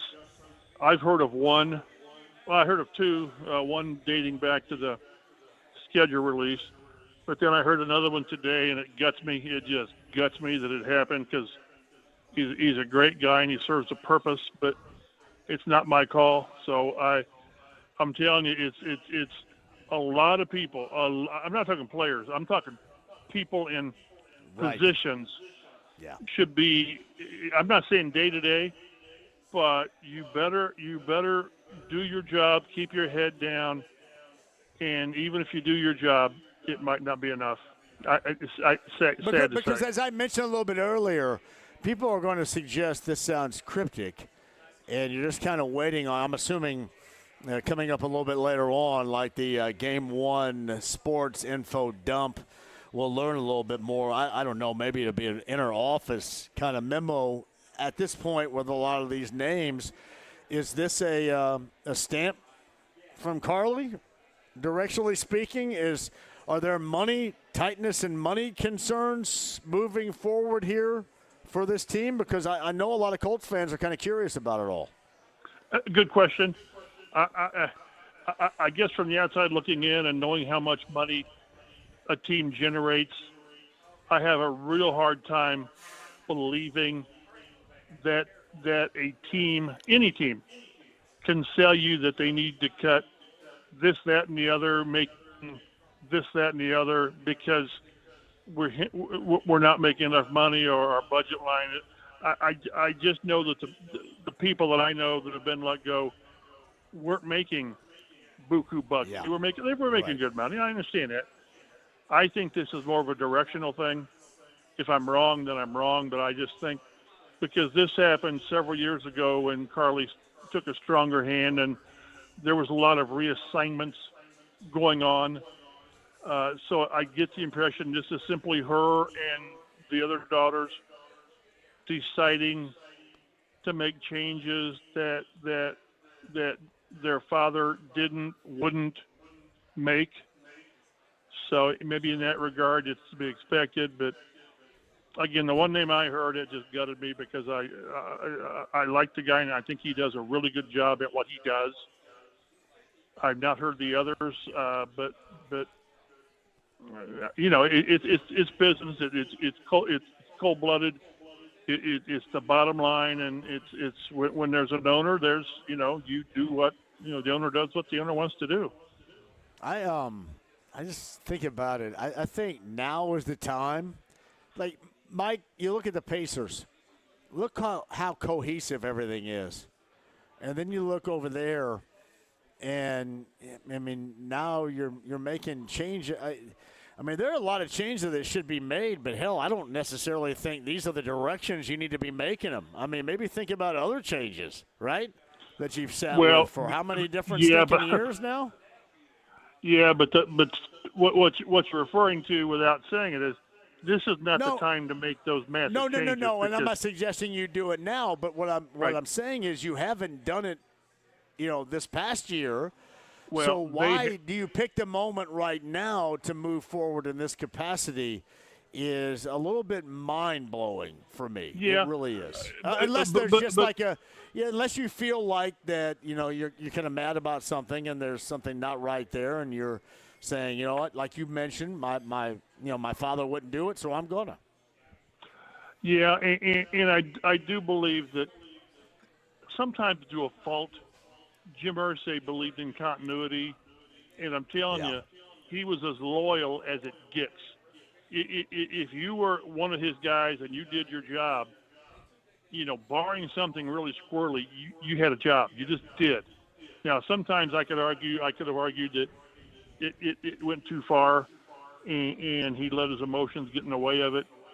But I do believe over the last couple of years he had not been in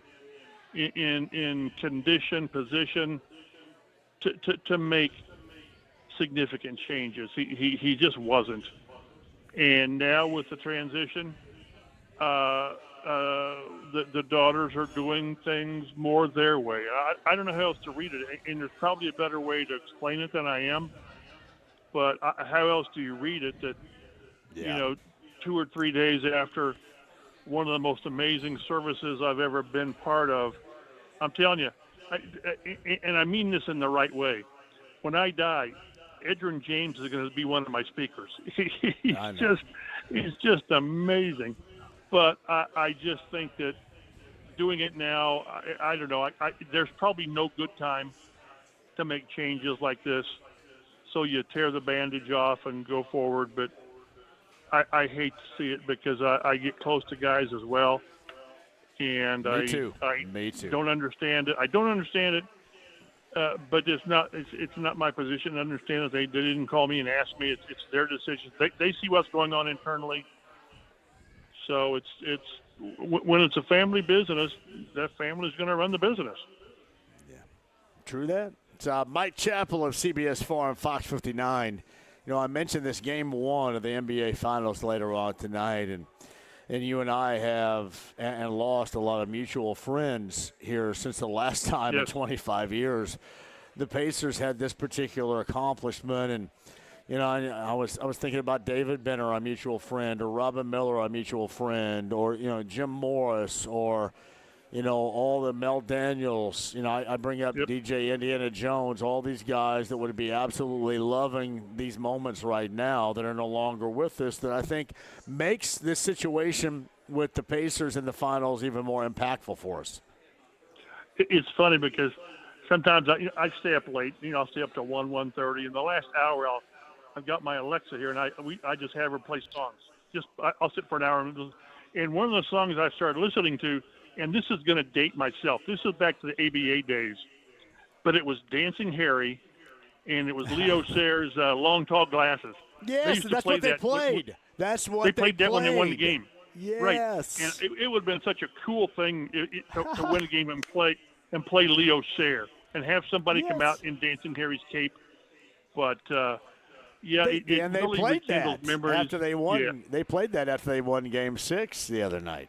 So it's just great stuff. And David Benner, Slick, Robin. I remember Robin talking about how Slick kept saying, "Robin, you need to write my book for me." And Robin reminded Slick why that couldn't be done until, a few years later. But the stories and what Nancy and Slick Leonard, they're the reasons there's a team. Yeah. They just are. And it's kind of like at the service on Monday, you run into all these players who have been part of what the Colts are. And that's what this does with the Pacers making this, is you remember all those times and all the people that are part of it. The Mark Boyle stuff that they put back out when he's making the announcements, it's just phenomenal. And it's really kind of cool to see and remember. I remember those 3 or 4 ABA championships and Roger Brown and Freddie and Neto and Billy Keller and all those guys, and to see what they've become, a team that's easy to like that team was. So I hope it's a good series. And yes, I bet they have bad national ratings but I don't care. These two teams play the game that the pure way you like to see it played. And if the Pacers find a way to have Halliburton play well and drop some threes, this will be a fun series. I always say this, Mike, and you know it to be true. Doinks just don't get it. So if you love real basketball, team-oriented, Mike, in this state, when we're born, you come out of the womb and you go team orientation in basketball. Both of these teams do that. And if some of these doinks, from the perimeter. Yep. And some of these doinks and have cohesion and get along with one another. Yep. And if these doinks around the country don't get it, then they're just more of the reality-based television-watching group. They don't like basketball, and they're just basically jackasses, and I've called everyone out. I saw a clip where somebody on one of those NBA podcasts where he's bitching, well, the Pacers beat this team. They beat the Cavs who were hurt. They beat the Bucks, and then they beat that's Craig Carton, who spent 42 months in prison. So, yeah, we need to be listening to that. What a Nimrod. I mean, come on. No. So, I don't know. Tell me a little bit about prison, Craig. Tell me about that. So, yeah. I didn't know the backstories, but it's just, come on. Why are we tearing down this team that's gotten here? Because they earned it. They just earned it. And no matter what happens in this series, the Pacers have earned the right to be on this stage. And nothing would please me more than to pull the old – I don't know if this would be a Buster Douglas upset. I don't know about that. But one of the biggest upsets in the NBA Finals in a while. But I like the way they play. And if they play their way – now, they can't play half-ass and have a 5-minute lull where they score 5 points. That won't work. But, man, you're only 4 wins away from winning it. So don't treat this as, well, it's house money. No, it's not. This is when you step up and say, damn it, 4 more wins, let's get it done, and then see what they have to say about us. Well, Craig would be better off trying to scam people out of their money than describing exactly what's going on in the NBA right now. Crazy. It infuriates me. Just give them their due. I just like making fun of it. Somebody asked me this the other day, Mike. Somebody says, you know what? Why do you give them the notoriety that they want? And I said, because I take a great deal of enjoyment in making fun of jackasses. So I do. I kind of enjoy it a little bit from that angle. Yeah. A lot of jackasses out there.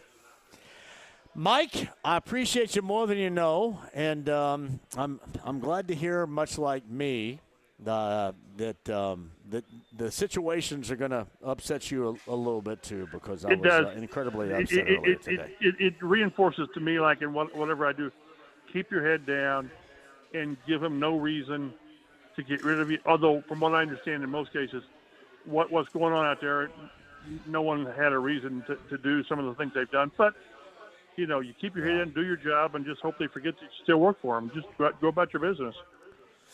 Yeah, I just I question a lot of that, but we'll see what occurs. Mike, an absolute pleasure, man. And enjoy this run, because I'll put you in the category of those we just talked about. This doesn't come along very often, and you have to take advantage of it when you're there and enjoy it, and that's exactly what we're doing together here. That's nice. I hear you. Be well. So Mike Chappell of CBS 4 and Fox 59 on the Andy Moore Automotive Group hotline. What Mike referenced, in case you didn't know, and I completely understand why you wouldn't, is noted dipstick Craig Carton talked about the Pacers haven't beaten, the Pacers haven't beaten anybody. I mean, he's just one of those bald-ass, hardcore, jackass Nick guys that can never come off of that. I mean, at some point, give credit where credit is due. I mean, I know that you got to have hot takes, and I know that's where you thrive, or I know you have a rooting interest. Believe me, I have a great deal of a rooting interest right now. There is no doubt with the blue and gold, I am complete homer mode, because I have been behind this every single step of the way, 100%. I have signed off on everything they have done to bring this group back. I pleaded with Chad Buchanan to bring this group back because I felt so compelled that this was it. So there is no doubt I want this to happen. But I also, at the same time, for those of you that say, well, in a way you're going to bring it up. I mean, it shouldn't matter. You're giving them notoriety. Now I'm making fun of them, and that makes me feel good. And I'm entertained by that. Like, me making fun of jackasses entertains me. So I'll continue to do that. We're at the Ale Emporium in Fishers. We're also going to have entertainment here. Michelob Ultra Zero brings us to you the watch party with Jay Query coming up from the morning show. We have located, right, James Adams? James Boyd, is he coming up next? He is coming up next. How about that? James Boyd's been located. He joins us coming up on the other side. We would love to see you at the Ale Emporium in Fishers, 116 and Oleo. It is an outstanding day, and we're loving every second of it on 93.5 and 107.5 The Fan.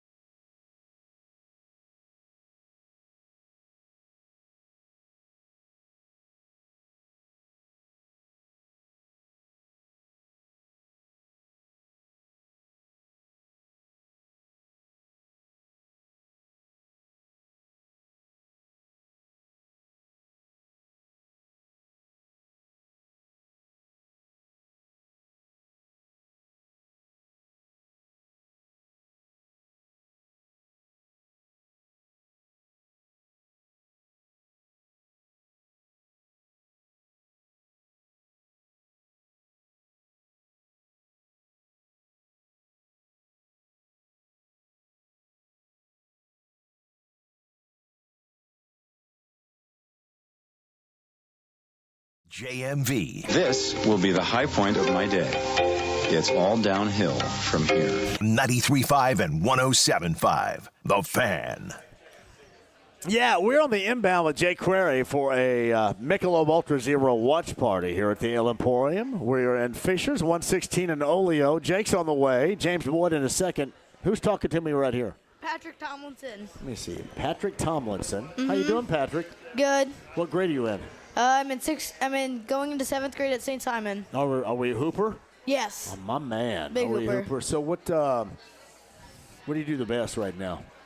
What would you describe? How would you describe yourself as a Hooper? Because I'm a shooter. I'm a knockdown shooter. I'm probably a shooter too. And I run the floor like a. Well, I can't even say. Yeah, I'm a push the pace guy. My man. So we play pickup all the time. I play about 5 days a week. You want to get involved a little bit? Yes. Because we used to bring in the younger generation with us and work them over a little bit and make you better. You want to do that? Yes, So I would love that. St. Simon's right here. Mm-hmm. So you push the pace? Yeah. You guard? You little swing man here? What do you got? I like to guard, like full court, like pressure. Oh, you like to? Oh, you're talking about defense. I don't like to do that. Yeah. So, yeah. I like to go press up on them full court, and then I also like to swing the ball to an open teammate. Do you guard your yard? I guard my 8 inches or so. That's about it. Yeah. And then I ask for help. Do you ever ask for help? I go, help. Where's my help side? Sometimes it depends on. Like, if it's screens coming, I'll ask for the help side. See, I'm a great help side defender because that means I'm not actually playing my guy. Yeah. Oh, yeah. I feel that. All right, what's your call on the Pacers Thunder series? I'm going to say Pacers either in 6 or 7. I'm going to say 7 games. I like it. Hey, all right, get a little bit older. You can come play, okay? Because I'm going to play until I'm done. Yeah. So I'm going to play until I'm done. Good to meet you, pal. Thank you. There you go. That was a good time right there. Ale Emporium and Fishers, our location here. James Boyd of the Morning Show and the Athletics on the Andy Moore Automotive Group hotline right now. Hello, James. How are you? I'm doing good, man. How are you? Did my man just sell you on the skill set right there? He did. It sounds like an Indiana kid. Push the pace, pick up full court, swing the rock. Good basketball. Yeah, James, you kind of lost me on that defensive aspect a little bit right there, but otherwise everything was pretty true. Yeah. Yeah, I'm with that. Hey, let's start with the game later on tonight. This game and then the entirety of the series. Pacers have to do what to push this thing and to make believers out of people that clearly around the nation basketball-wise are not. I think they have to rebound the basketball first and foremost. Can't give them second chance opportunities. I think Tyrese Halliburton cannot disappear for any game. You got to be a star every game. And then you have to try to keep SGA off the foul line. You can't have him shoot 15 free throws a night. Hey, you mentioned Tyrese Halliburton. I want to start right here. When he's at his best, I've said this, he orchestrates, gets guys on his team in position to score where they're comfortable, and then he also gets his own. So how do you handle that? And then obviously with Dort or Caruso, there's going to be a lot thrown at him defensively in this final series. How does he handle that? I think he has to use their physicality against them. Like, if you watch other players who get face guarded like he does sometimes, they don't allow the ball to be given up and they just stand in one spot. Sometimes they'll get caught standing. I'm like, dude, run. Make the refs call that hold, that pull, that hook, or whatever. Make them use that physicality against them. And then as far as just staying engaged and picking and choosing the spot, my thing is Halliburton gets 2 feet in the paint. Just shoot the floater sometimes. You have it in your arsenal. Sometimes he's so unselfish where I'm like, man, you'll take yourself out of the game because you're constantly passing out for threes. Take that short floater and keep them honest and then over the rest of your game. James Boyd of The Athletic, James Boyd of The Morning Show. He is on the Andy Moore Automotive Group hotline. So Gilgeous Alexander gets to the free throw line at a high volume. I contend this. If he does what he normally does, I think 30-plus and then 40-plus in 2 games during the regular season against the Pacers, I hesitate to say it. I hate to say it this way, but you almost live with that as long as if others don't go high volume. Would you agree with that tact? I would agree with it to a certain extent, but my thing is if he takes 30 shots to get 30 points, or if he's taking 33 shots to score 32, that to me is okay. It's just the foul trouble. It slows the game down, which hurts the Pacers' pace, and obviously hurts your defense if you got guys in and out of the rotation because they're in foul trouble. So like Aaron Neesmith, I'm very curious, JMV, to see how they call this thing tonight. If they call it tight, he's someone I can see picking up 2 or 3 quick fouls. Well, I mean, he's slick. There's no doubt about that. And I say this all the time. The guys that are the best, I mean, beyond just brute strength and physicality, are the guys that are able to easily get where they want on the floor, where they feel comfortable in scoring. And I don't think there's anybody better. You know, he's the MVP in the NBA than he is doing just that. Oh, no, I mean, he is having a remarkable season. You can argue about the way he's doing it, call him a foul merchant, but I guarantee you, if you play for your team, you'd love it because the guy is the real deal. You don't win MVP on a fluke. No, it's James Boyd is with us. Hey, before I cut you loose right here, I know you were out covering the Colts earlier today. What were your thoughts when you first heard the news from Shane Steichen regarding Anthony Richardson and that aggravated AC joint? My initial thought was, one, Daniel Jones is probably going to be the guy. You have to think that at this point, when they're saying he's out indefinitely. Then two, for Anthony, here we go again. You know, to try to give the guy the benefit of the doubt, to try to give him some time, he's taking these reps. He can't get reps. He can't stay healthy. And unfortunately for him, that might cost him his future with his team. Now, I don't know what the future holds. I don't know if this is something that's going to keep him down for a couple weeks, a couple months. I have no idea, but it is certainly something you did not want to hear if you're a Colts fan rooting for him to turn the corner. You can't turn the corner if you're not on the field. So, tough break for sure. Man, it is. There's no doubt about that. James Boyd of the morning show, you guys will have that first reaction, first crack at it tomorrow morning from 7 until 10 a.m. And then you can read what he is writing regarding the Athletic as well. The only thing we're missing is you up here. I do love the fact, James, that with the fan, we have all hands on deck being on the show since we're going to 8 o'clock tonight. You know I got your back, brother. You know, I played Tuesday night until 11. I played last night until 10. Have you ever been around a 55-year-old that's more dedicated to the craft than me? You're not. You've never been, have you? Honestly, probably my dad was the closest thing. He played so he could play no more. He's 60, going to turn 65 this month. So he stopped playing maybe about 5 or 6 years ago. But he played for a long time. Long time. Yeah, I will.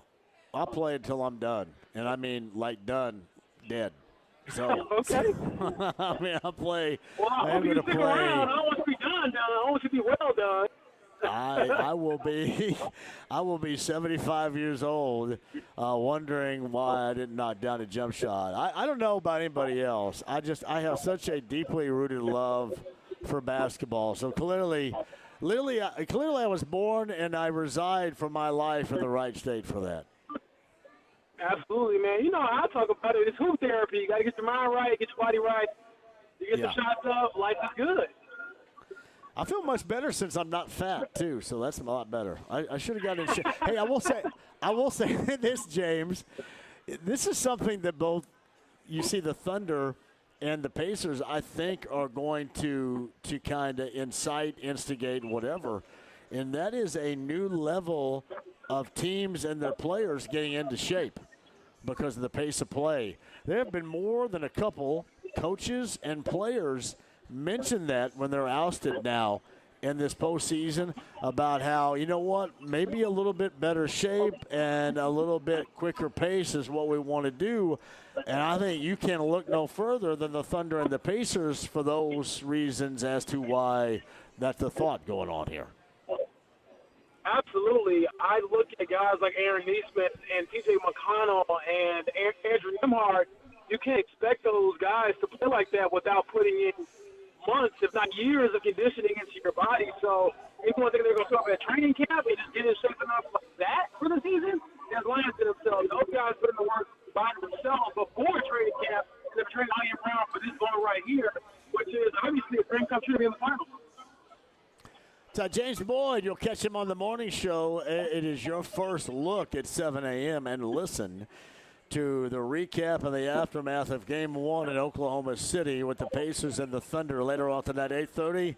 That's your tip time, 8 o'clock. Your coverage begins. This show will take you until 8 o'clock, and it's James Boyd on the Andy Moore Automotive Group hotline. An absolute pleasure, my brother. I appreciate you. Have a great time tomorrow morning. Appreciate you, man. Keep hooping. Jay, there's no doubt. I'm going to keep hooping until I'm dead, boys. I'm sorry. I don't even say that. Thank you, brother. BK, what do we got here? No, here, jump on here really quick.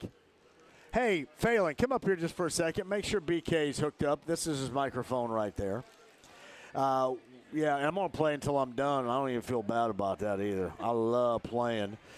Brian Kelly is here. The shop in Broad Ripple, the shop in Carmel. What do we have right here in T-shirts? Oh, we got our new finals shirts. Just came out. I think we put them online right after they clinched last week, and then they just got to stores today. You got the Smeed for me right here. I got the medium. Yeah. Oh, man. Yeah. I think you can fit that now. I know, man. How about that? This old Smeed right there. I might have to rock this a little bit later on. Yeah, the white one's the one that we can't keep in stock. That one's been going crazy. So I'm going to check out the white one. Let me show everybody right now the AAA Membership Lounge via YouTube Live. You guys can see this on camera. Whose idea was this? You? No, it's me. Yeah, That's well done right there, man. Yep. Well done. What else you guys got going on? It's pretty much all blue and gold stuff right now. It's we didn't have, usually ending May, the 500, we get like a couple weeks to relax and catch our breath. Yeah. We did not, which is great for us. As soon as IndyCar goes to the toilet, I normally take like 3 weeks off. Yeah. Alex just left for vacation today, so he's that's usually when we do them. Yeah. And we're usually good, but we're busy, which is awesome. So. Tell people how they can get this shirt, by the way, too. These shirts. If any of them are left, we're at Carmel, Broad Ripple, and downtown. We're going to be printing more tomorrow and deliver them before the end of the day tomorrow. Or they are for sale online. You probably get it next week if you order it today. theshopindy.com. We're going to watch the games here tonight? Yeah, I got my family on the other side. We're going to see how long they last. It's 3 hours away, so we'll see. But I live 3 minutes away, so yeah. 3 hours away from the tip time and 3 minutes away from the homestead. Brian Kelly of the shop, man. Thanks for everything. No problem, thanks for the Carb Day. Yeah. We actually have some left, so if we want to.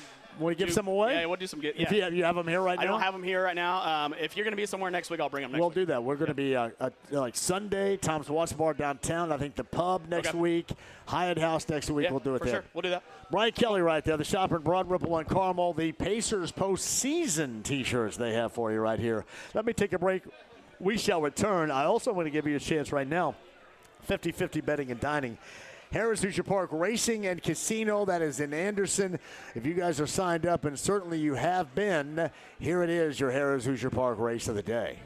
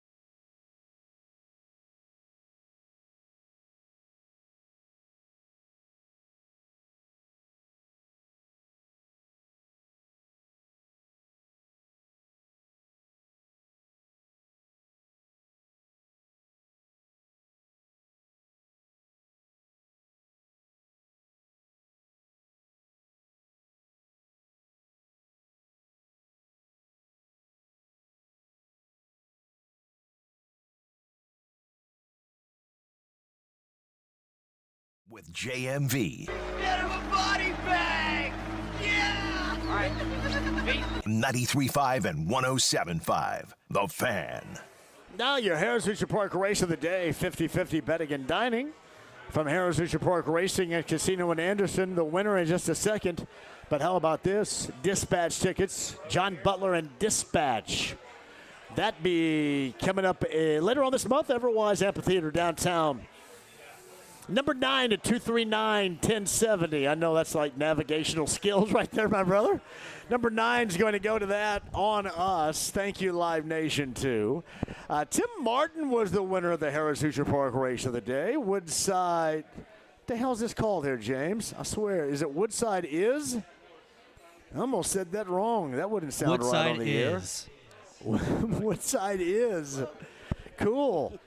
That's your winner of your Harris Hoosier Park race of the day. At least the winning horse paid $4.60 on a $2 bet, $2 exact. The payout was $20.80. 50-cent trifecta, $66.15. Your Harris Hoosier Park race of the day. 50-50 betting and dining for Tim. Thank you, Tony Renz. Harris Hoosier Park has standardbred horse racing now through November. That's Harris Hoosier Park Racing and Casino in Anderson. I'm John. Who are you? Brian. Brian, how are you? I'm gonna put that bad boy right there in front of your grill a little bit more. Ale Emporium. We are in Fishers, 116 in Oleo. Are you the manager? I am.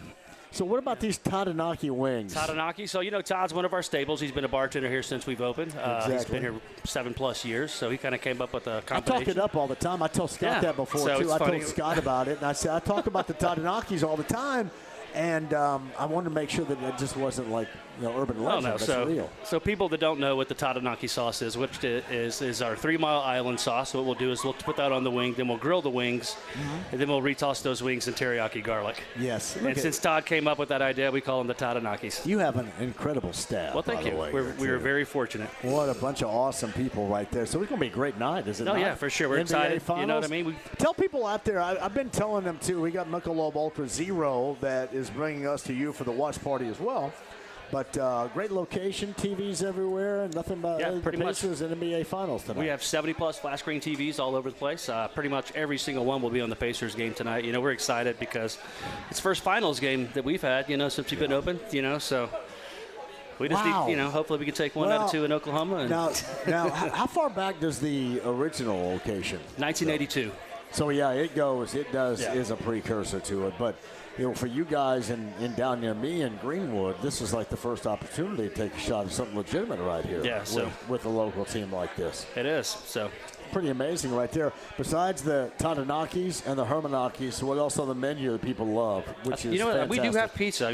People talk more about our wings than anything else, but our pizzas are, pretty much one of the staples of the ale that we've had. I think our burgers are underrated. When did your wings truly take off? I would say 90s. See, so I go back to, I worked at Clear Channel on Fall Creek, and I was at WND at the time. And there was always at the end of a stop set, the ale in Castleton location. That's where I first learned about the Hermanakis. And it's just been kind of built into legendary status. This goes back to, the early 2000s? Basically the past 25 years, and now it's been amazing. Yeah, very fortunate to come up with the sauce. It's kind of reached out to so many people over the, the state of Indiana, and then beyond that, so. Give the people the story behind Hermanaki. So there's a guy, Herman Perryman, is the gentleman that actually came up with the sauce. It was our Herman sauce, and the Herman sauce is like our base wing sauce, and the Hermanaki's the Herman sauce kind of cut with teriyaki. Yeah.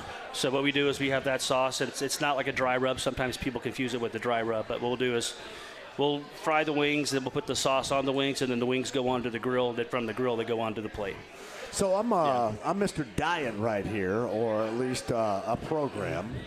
So when you put the Tadanakis or the Hermanakis on salad, holy hell, is that spectacular right there. We do that with our boneless wing, or our boneless chicken. We'll toss them in the same sauces and cook them the same way. My goodness gracious, is that awesome. You mentioned the pizza, the burgers are fantastic too, right? It's incredible, really is. All right, my man. All right, cool. Tell everybody your your times. And I know that you guys normally have a lot of stuff going on the weekends, too. Go ahead and hit that up this That's weekend. cool. Yeah, as well. our hours at this location are a little different from our other ones, but we're open Sunday through Thursday from 11 a.m. till 11 at night. Usually we'll call last call with the kitchen about 30 minutes before we close. I wanted to mention, obviously with these playoff games kind of starting a little bit later here on the East Coast, we'll stay open later to make sure that we're not, obviously not going to close anytime, before the game's over. But so we would imagine some of these games will last, 3 hours or so. So we'll stay open a little bit longer for the games that are during the week. Weekends we're actually open until 1 a.m., so we shouldn't have an issue with any of the game's not, going over our time of operation. But, yeah, we can stay open to 3 a.m. if we need to. So if it goes to 7 overtimes, we'll be open. So. Well, I'm happy for you, man. Thank well you. done Thanks on you, JMV. everything, all accounts. All right, cool. And Ale Emporium, Fisher's our location, 116 in Oleo. Your viewing party, Jake Cray is going to join us coming up in a minute. Thanks, my brother. Cool, all thanks. right, yeah, we love the Ale Emporium, and so do you. Let us take a break, and we'll come back. Hey, James, quick update. Chris Hagan's trying to call in from OKC. Is the hotline ringing? It is not ringing right now. I'm going to have him call again right here. We'll set that up coming up on the other side. Well, we do also have the Colts Daily Update coming up right here at 6 o'clock. We do. We'll have him. This SPT is in the house right here. He knows America's DJ is in the house, so he has shown up. All right, we'll do the Colts Daily Update and then set up Hagan for the other side with Jake and I. Live from the Michelob Ultra Zero watch party. Game 1 with the Pacers and the Thunder, a location in Fishers, near Geist. It is the Ale Emporium, 116 in Oleo. Jake Query joins as well coming up on the other side. Hey, we're not going anywhere, so you shouldn't either unless you're just joining us on this show. Don't go anywhere. 93.5, 107.5 The Fan.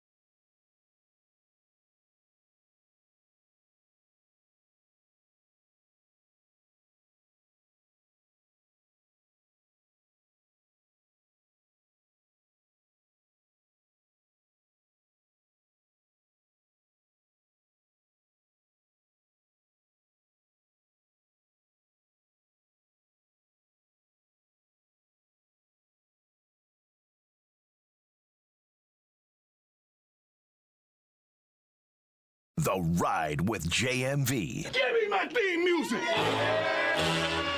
93.5 and 107.5. The Fan. Holy hell, who is with me right here? We're still going until 8 o'clock tonight. Who's with me? That's not loud enough. If I'm going to do 5 hours, you guys got to be a hell of a lot louder than that, let me tell you. Look at all these familiar, friendly, awesome-looking, chiseled features, faces that I got right out here. Hey, Ale Emporium and Fishers with Michelob Ultra Zero. Well, Jake Query is going to join us coming up in a bit. There's a watch party with Jake tonight for game number 1 with the Pacers and the Thunder. That tip is at 8:30. Coverage begins at 8.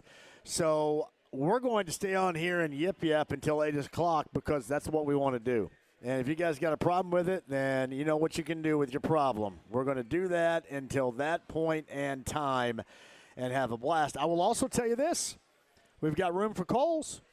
At 239-1070 if you so desire. I just met Ryan Stevens. Ryan Stevens is that. There he is right over there at the bar. I thought I saw you over there. Ryan Stevens of AGM. That's Adam Grubb Media. I will send somebody, Ryan, your direction. Stat, my brother, right there. Thanks to our friends for Michelob Ultra Zero, too, for having us. Thank you to Phelan Watson, and Nick is here, our engineering. D. Gray was in the house a little bit earlier as well in promotions. Back in studio tomorrow. I will tell you this, Tom's Watch Bar before Game 2 coming up on Sunday. That is downtown. Our triumphant return with this show to Tom's Watch Bar. That is coming up tomorrow. Checked it, I'm sorry, Sunday. Jackass, come on. Coming up on Sunday. And then next week, I think we're at the Pub and the Hyatt House, respectively, getting you set for more hoops. Meantime, an OKC on the Andy Moore Automotive Group hotline. The last time he covered an NBA Finals with the Pacers involved, he was wearing Genera jeans and rocking a butt cut parted down the middle with his red hair. It's Chris Hagan of Fox 59 who joins us now. Hello, Chris. How are you? You know, it was a semi-butt cut, kind of parted on the side. But, yes, it was my first year at Fox 59. Yes. I actually started at Fox 59 the day they opened Conseco Fieldhouse. And I thought, wow, they're just going to go to the finals every year. But now here we are. It took 25 years, but we're back in OKC on the biggest stage, and they're going to open the gates here in about 5 minutes and turn them loose. What's the feel you got for it going, at least fan base-wise, in Oklahoma City from what you gather so far, Chris? Well, you know what? I talked to a lot of people. I talked to a lot of folks here, and as you can imagine, they're just as proud of this team as the Pacers are back in Indy. They don't have much here. They got the Sooners down the road, but you talk about a community that's all in on this basketball team. I couldn't walk 10 feet without seeing people in the gear. We were out there 3 hours ago doing stuff for the TV, and we had people coming up. They've all been really nice, too, when they hear we're from Indiana. They've been welcoming. They're excited, and why not? They got the best team throughout the regular season, and now they're one series away from hanging a banner. Chris, I talked on a morning show this morning in Oklahoma City. There are so many similarities, and we have not developed any hatred, nor have they developed any hatred for the opposition, which is highly unusual when you go into an NBA Finals. Normally there's an angle of hatred there, but they like what the Pacers have done. Pacer fans like what they have done. It's weird, that feeling. Yeah, what's funny is if the Pacers weren't in this Finals, I think a lot of people back home would be rooting for the Thunder. They're a fun team to watch. I know you watch a lot of ball. I've always enjoyed watching them. And same thing with the Pacers. I think if the Thunder weren't in this Finals, a lot of folks here would be rooting for the Pacers. They're not one of these, you say the small markets, 2 of the 7 smallest markets in the NBA, but who gives a damn? These are 2 fun teams to watch, 2 good teams, deep teams, and it's going to be exciting to see. And I think the real basketball fans can live a series without LeBron or Steph or the Celtics or whomever besides these 2 teams. And you got to admit, too, I think we got an awesome color scheme matchup with the uniforms. It's gonna be fun. And, the Pacers have managed to steal control of the series these past 2 by not getting just 1 but 2 games on the road.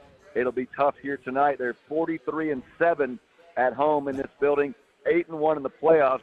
The Pacers got shellacked the one time they played here this year. So a tremendous home court environment. You can already see it here before they even have the fans in the door.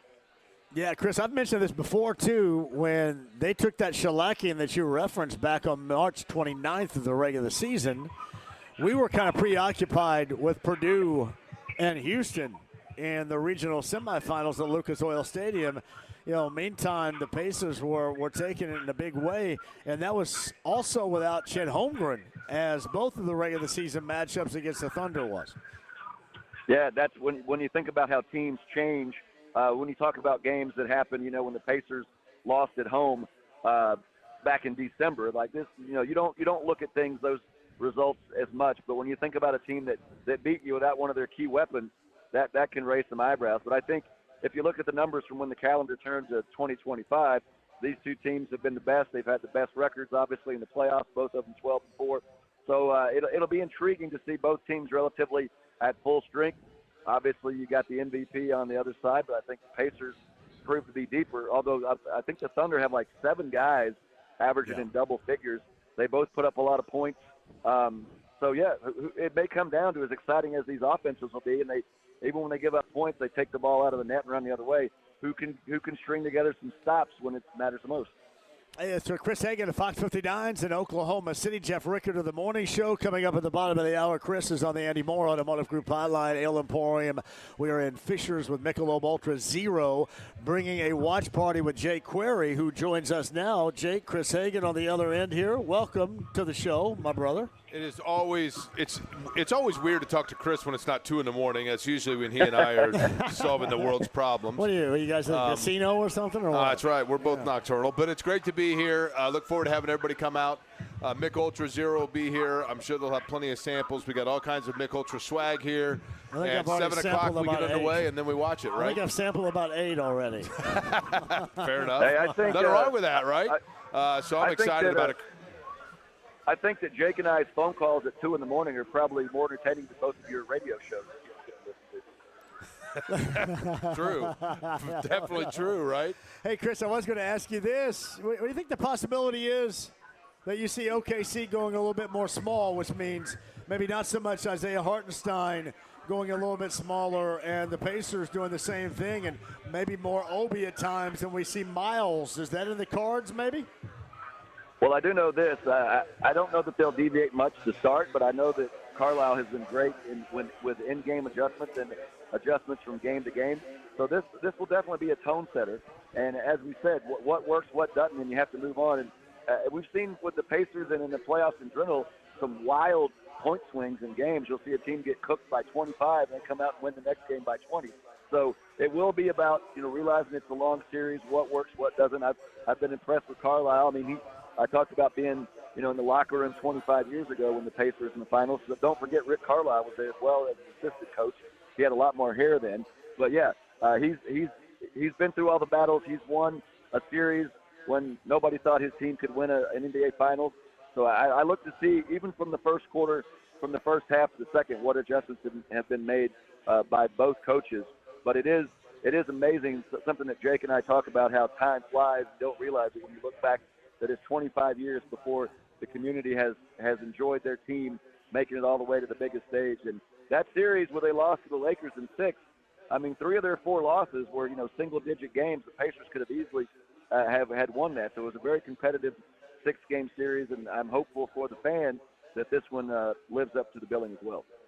All right, Hagan, what do you got on tap for us on 59 tonight and tomorrow as well? Funny you should ask, John, because at 7 o'clock we'll have a 30-minute special, and you mentioned my butt cut.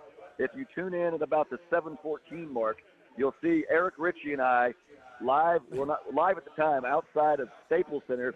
You will see Ritchie's mullet and my butt cut in full effect. I'm Eric Ritchie.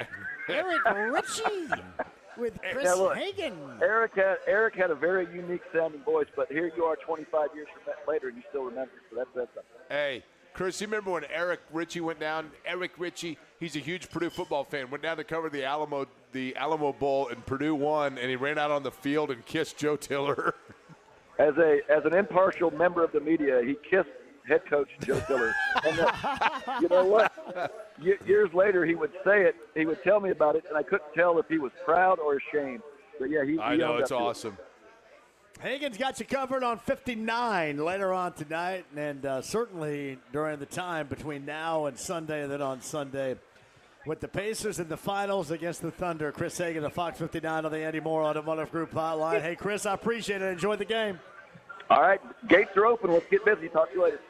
Get in there, Hagen, on the Andy Moore Automotive Group hotline. And Jeff Rickard from the morning show. You got James Boyd, Kevin Bowen, both been on the show.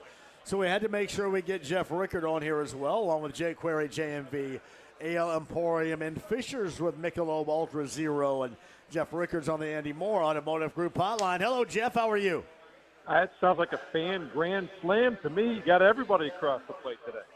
Hey, much like the Pacers are all hands on deck in this series, the fans all hands on deck right now. That's how we roll. Let's go. Game one. I don't know about you guys, but this next 2 hours is going to seem interminable. This has been too many days between games for me. And, you know, Jeff, with that, one of the things that I'm curious about, and my emotion goes a little bit of both ways on this. I want your thoughts on it. I think it's so easy because the anticipation, the wait, the excitement has been so long for the finals that I think we as fans in the first quarter, for example, are going to get overly invested on whichever way it's going, right? Whichever team gets out to a good start, whatever else. But at the same time, it's obviously, you know, the series itself is 28 quarters. What do you think is the players' standpoint and approach? And what about this Pacers group have you seen that gives you indication as to the maturity or emotional level that they need and will have to kind of get out there and get off to a good start or weather the storm if it does get off to a rocky start? Well, I think players approach things a little bit differently than fans do. Players can go out there and affect the game. They can step on the court. They can make plays. They can make jump shots. They can steal the ball. They can make blocks. I think every one of them is going to have a few butterflies when they first start the game tonight.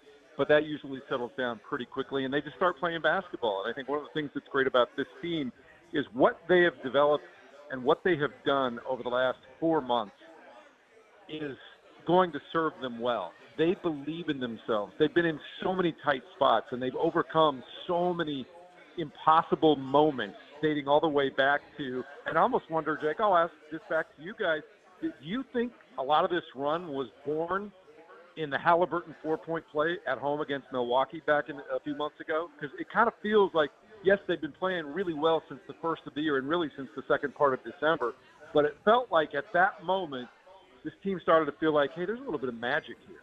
And it just seems to have carried over from game to week, series to series, and now here they are as clearly one of the two best teams in the NBA. And I think that they believe in themselves. So I think they'll have butterflies to begin with, but I really think that they believe they can play with and beat anybody. And that's what you got to have. Jeff, I think one of the things that's interesting is you are correct. I like the thought on the Milwaukee 4-point play because that, I think, started to turn the scales to where they truly believed that they could win any game. And I think this season really resembles, to a great extent, the careers of a lot of these players because I've talked about it on my show. I think this is a team made up of guys that this is their redemption tour to show that maybe another franchise or a headline about them was inaccurate. But let me ask you this. Is there a danger, though, in getting too deep into those games where you trail and thus starting to rely on miraculous comebacks when eventually that sand runs through the hourglass? Is that a dangerous way to go? It's absolutely a dangerous way to go because sooner or later you play with enough fire, you are going to get burned. But what this team has learned is if we can keep it 5-7 points with 2 minutes to go, there's still a great chance. I mean, I'm the old head around here, and I can remember covering the old Stockton Malone Utah Jazz, and something John Stockton said to me one time after the Jazz had an improbable last 90 seconds and scored a bunch of points and ended up winning the game. And Stockton said, you know, people don't realize it, but 2 minutes to go in a game, even a minute to go in a game, there are so many things that can happen. You could have 4, 5, 6 possessions just in 1 minute. And I think once guys have been through that and they truly understand it, and it's not just a saying that somebody said in a post-game locker room quote, and they've lived it, I think that all of a sudden the game continues to stay slow. If you're down 6 with 58 seconds to go, you're like, okay, this is possible. This is not impossible. Let's just stay within ourselves, make some plays, and make this happen. And I think that's the attitude that they carry into this game and into this series. And the other thing I like about this team is, as long as they keep doing what they do, getting the ball out in transition, moving the ball around, making the defense defend for the entire shot clock, when they're so busy looking for the next pass or making just that right move, they play in a flow that's unlike anything that maybe Oklahoma City is the closest thing that comes to that right now. When they get into their flow and they're just playing basketball. And I think because of that, they can get in that flow and they don't have to think so much, if that makes sense to you. They just play the way that they play. Jeff, when you see Jeff Rickard is our guest, of course you hear him on the morning show, the Fan Morning Show, along with Kevin Bowen and James Boyd. Jay Query here along with JMV. We are at the Ale Emporium up in Fishers, our Michelob Ultra viewing party getting underway. Really, it's underway now, let's be honest, but game starts at 8:30. We'll be here for a while. Jeff, when you look at this matchup, and if you take aside the fact that we know which of these two teams is the Pacers, but historically speaking in sport, when you have a matchup that is essentially, for all intent and purposes, the league's best defense and the league's most intriguing offense, which one do you typically favor? I generally like defense because you can always play defense. Offense comes and goes. You have nights where you're shooting 57% from beyond the line, and you have nights where you're shooting 38% from beyond the line. But defense, as they like to say, Jake, you've heard this before, defense travels. You can take it with you everywhere you go, and it's all about effort, and it's all about intelligence. And I think that's always a big advantage for the defensive team. But having said that, you know, a year ago, if we would have talked about the Indiana Pacers, we would have said, man, great offensive team, but not very good defensively, right? I think that they are not on the Oklahoma City level defensively, but I think they've gotten a lot better defensively. And whether it was just wearing the Knicks down through the course of a 6-game series or the way that they put the brakes on the Knicks in the second half of that game the other night, we've seen them go through stretches during these playoffs where they have played really good defense. They're going to need that in this series. There was a high school cheer back in my day called Rebound That Basketball, R-E-B-O-U-N-D. That is going to be, Jeff, a major, I think a significant number, not only tonight but in this series as well. And as I've always maintained about the Pacers, you don't necessarily have to win it, but you can't get blown off the map with that particular stats. And I'll be watching that as well, not just tonight, but throughout the series. Well, and look, some of that is how they play basketball, right? I mean, they're always looking to turn defense into offense. They're always looking to run. You know, Miles Turner is a rim protector, but sometimes when he's protecting the rim, that takes him out of position to get rebounds. So you kind of pick your poison with those things sometimes. And I think for the Pacers, they found that the way Miles plays and the way that they like to get on the break works for them overall. But they're going to have to get some rebounds. Against the Knicks even, we saw way too many instances, especially in those two losses, where they just were giving up offensive rebound after offensive rebound. And we saw a game against Cleveland where they just got killed on the Cleveland Cavaliers, just killed the offensive glass. They can't let that happen in these games. If they stay in it and they keep it close and they go on their runs, as they tend to do, I think the Pacers have a real chance here. But they have got to limit the rebounds and limit the second chances, and they're going to have to shoot the ball well. There's no other way to say that. One way to beat great defense is to shoot the ball well. And these guys are all in the NBA for a reason. They can all get their shots up. If they make shots like they did the other night in Game 6 against the Knicks, forget about it. But that's going to be key. They're going to have to take advantage of their superior three-point shooting, and they're going to have to take advantage of the pace of play that they run. And those are the two things that I think keep them in this series and give them chances to win games at the end.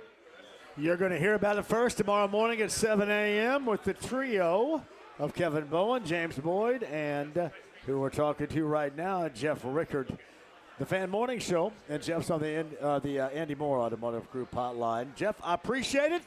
Enjoy the game, and we'll be listening for the reaction coming up tomorrow morning at 7 a.m. I'll be sitting in that spot, in that chair, for the entire 48 minutes. You got Jeff Rickard right there with us on the Andy Moore Automotive Group hotline. Jake Query's got a viewing party that officially starts at 7, but what the hell, it's already underway. That's right. Shannon's arrived. All right, Shannon's in the house. She's got on her. I thought I felt the vibe How about over here. that? She's got on her. Well, she wasn't going to arrive, and then I said, well, JMV's broadcast till 8. She's like, I'll be there about 20 minutes from now. She has on her right here. She's got on her matching shirt. We're wearing matching shirts, so we're twins. So that's cool. That's the Why Not Indiana shirt. That's correct. From the shop. Brian Kelly was here a little bit earlier. He said he was here with his family. Yeah. So we just ordered some food, which is always awesome. You got to get the hermanaki when you're here. Did you go for the Tadanaki, by the way? What's that? The Tadanaki. I know. You told me about it, but I just went with the standard hermanaki. By the way, are you wearing? Am I reading this correctly? Yes, you are. Your shoes have Michelob Ultra on them. How about that? They're awesome. You know, it's funny. That is perfect for the viewing party. So Michelob Ultra gave those to me last year during the All-Star Weekend, and I wore them once, and they hurt my feet. So I thought, you know what? They're going to hurt my feet, and I'm not going to wear them. And then I lost 80 pounds and wore them again, and they feel comfortable, so it just came to the fact I was too fat. You know the best way to keep the 80 pounds off? Michelob Ultra. Michelob Ultra right there. Easiest way to do it, right? Michelob Ultra Pacer shoes right here. Hey, Jake, by the way, wearing these bad boys, unbeaten. Really? Unbeaten Pacers wearing Let's these bad go. boys. Let's right go. here. 4 away, baby. 4 away. I don't know. Hey, James, are we still on video here? Did you shut that down? Oh, we're still rolling on the stream. Oh, I'm glad we are. Sorry. I'm going to show. That's okay. I'm going to show everybody the old video. Here are the shoes. Man, come on, man. Those are great. I might get a little turned on. Those are some sweet Mick Ultra shoes. I know. But you see the Michelob Ultra right here, the courtside, the Nike Air. My man Litzy's here, so you know it's a party.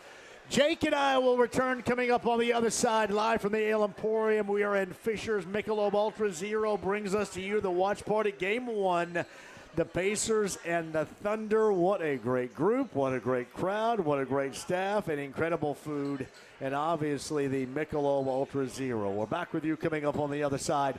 Sit tight. It's 93.5 and 107.5 The Fan.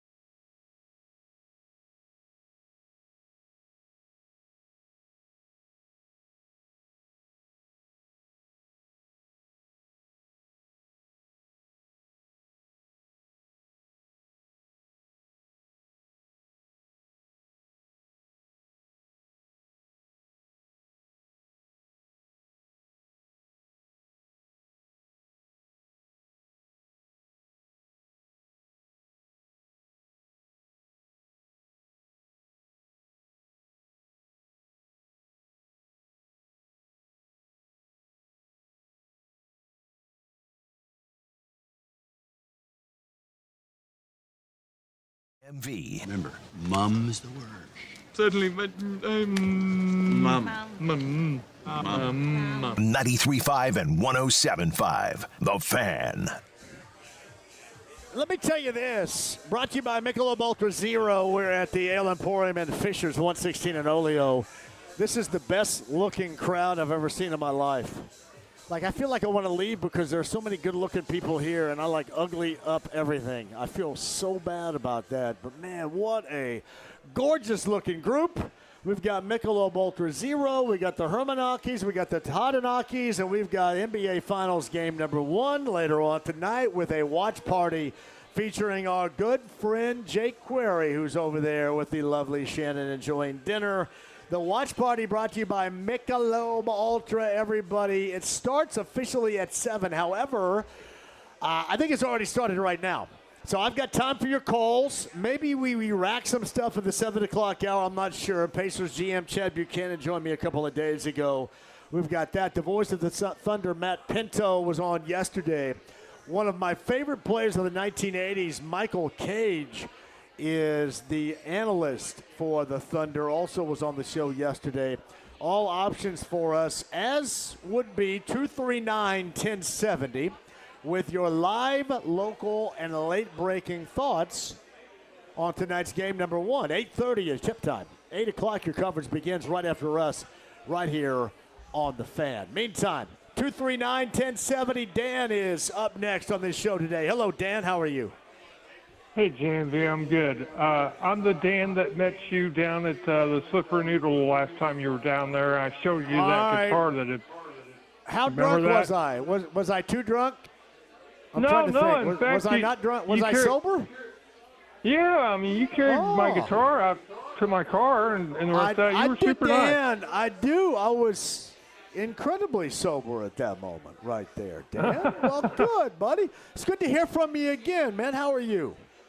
I'm doing very well. A little nervous about tonight's game, but I'm so glad to have you on the radio for me because I'm currently stuck at home waiting on a couch to be delivered to my new house. Yeah. So now, where are we getting this couch from? Where are we getting this couch from? Who's delivering? Walmart. I'm not sure who their delivery service is, but Walmart. They're getting a thumbs down from me. Anyway, I've been here since.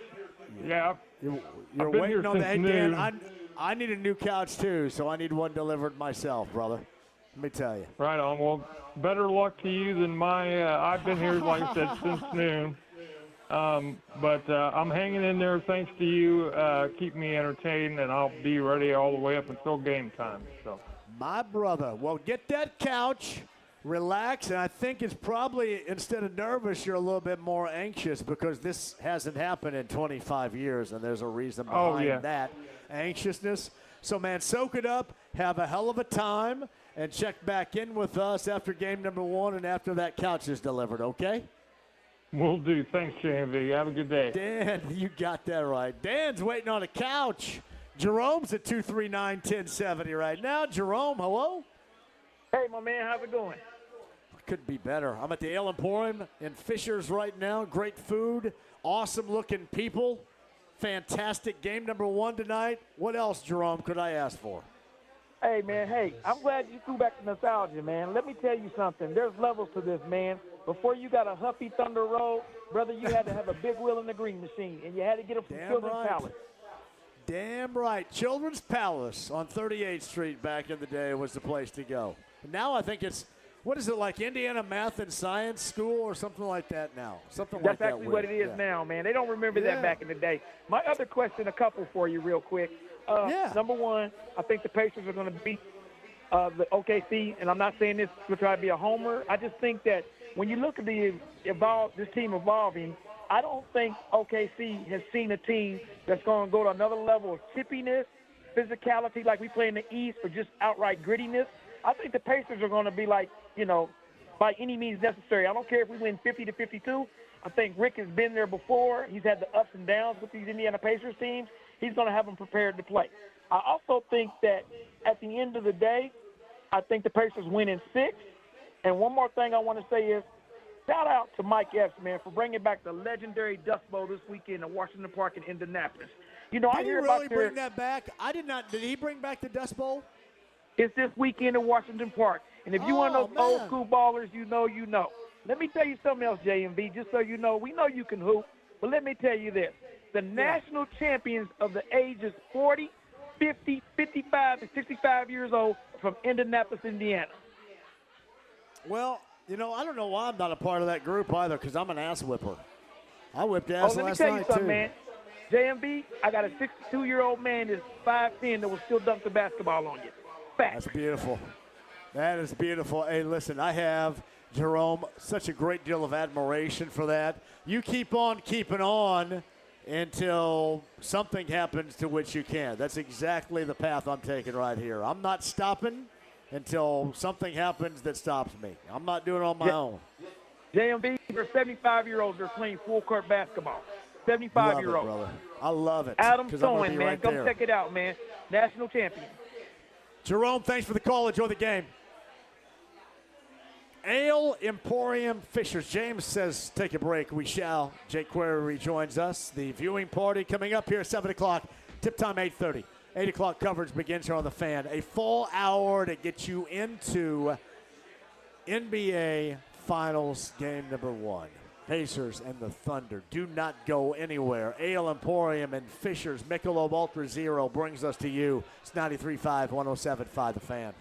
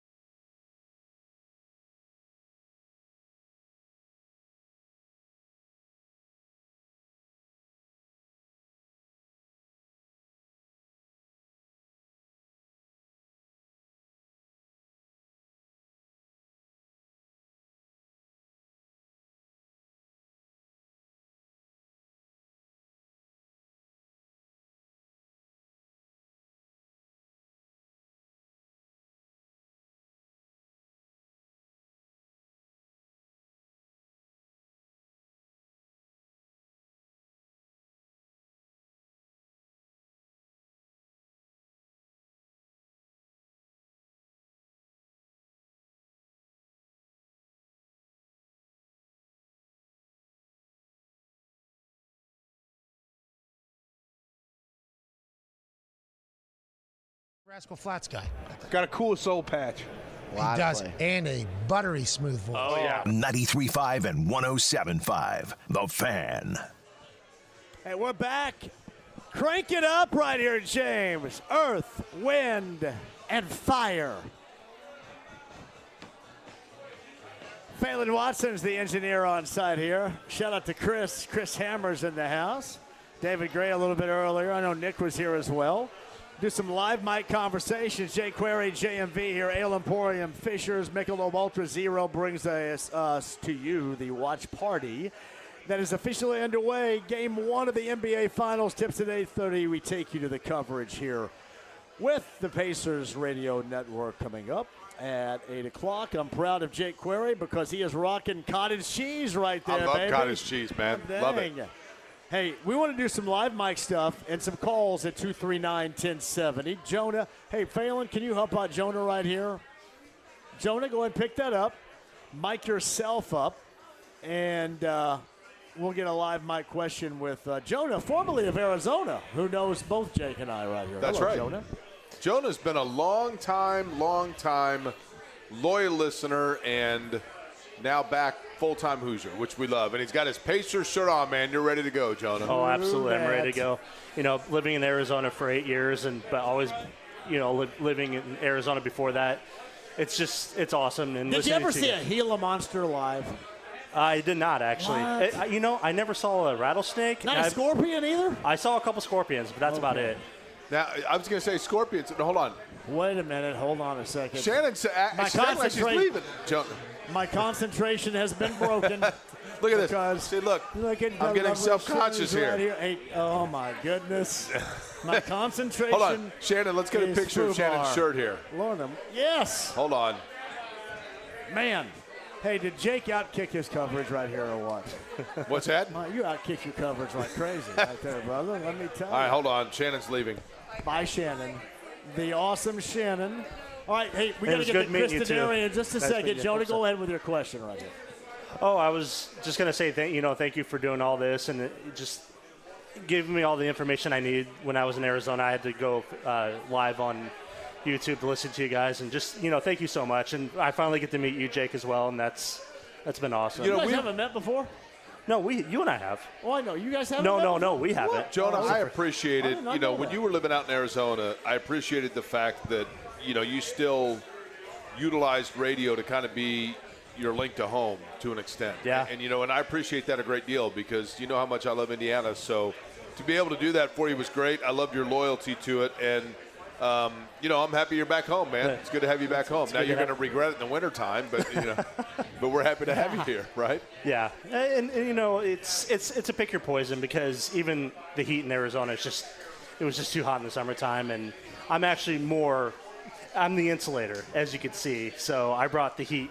I was supposed to bring the heat here, but then this last winter, that really didn't happen. Well, you are awesome, my brother. Thanks for coming out with us tonight. Thank you. And go Pacers. And it's going to be a hard-fought series, but I hope their pace, and I hope, keep up the three-point shooting and the defense that Nembhard and Nesmith. Yeah, you got to be on point with Shea, so we'll see how this goes, and go Pacers. Jonah, thank you. Thank you. Jonah's at the Ale Emporium and Fishers. Michelob Ultra Zero brings Jake and I to you. Thank you, Jonah, on the Andy Moore Automotive Group hotline.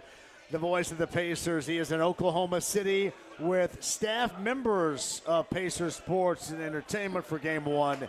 He is Chris Denari. How long have we been on the ground in OKC, Chris?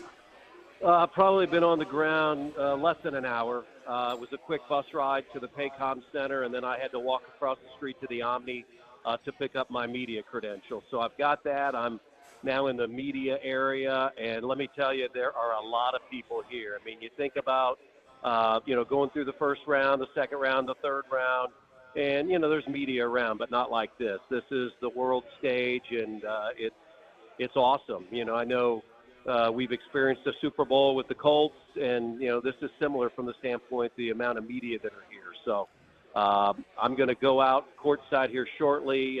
Brad Brown and Channel 6, they have a live local pregame show from 7:30 to 8 before NBA Countdown, and I'm going to join Brad for a segment a little bit later here. Chris, one of the things I talked about, and now that you're down there kind of boots on the ground, I want your thought on this. one of the things that I've talked about is, and you and I have discussed this, you know, like I've always said, the Kentucky Derby and the Indy 500, that's the comparison I've always gave. I think if you're from either of those two respective cities, you have a respect for the pageantry of what the other city feels for those events.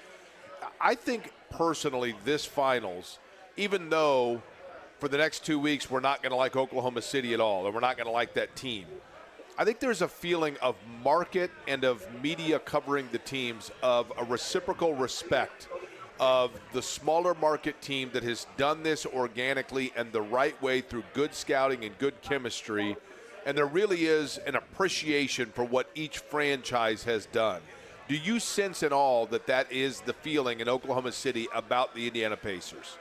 Yeah, I do feel that way. You know, I was listening to NBA radio earlier today, and Brian Scalabrine, the longtime analyst for the Celtics, former NBA player, won a championship with the Celtics. He talked about that ad nauseum. He said, I have great respect for Indiana with how they have developed their culture, with how that they haven't truly tanked, but they always were trying to be competitive, and what they've done the last 2 to 3 years is simply a blueprint with what other franchises should look at. And you're looking at an Oklahoma City franchise that Sam Presti did an amazing job as well, made the trade of Paul George to get Shai Gilgeous-Alexander, utilizing draft picks.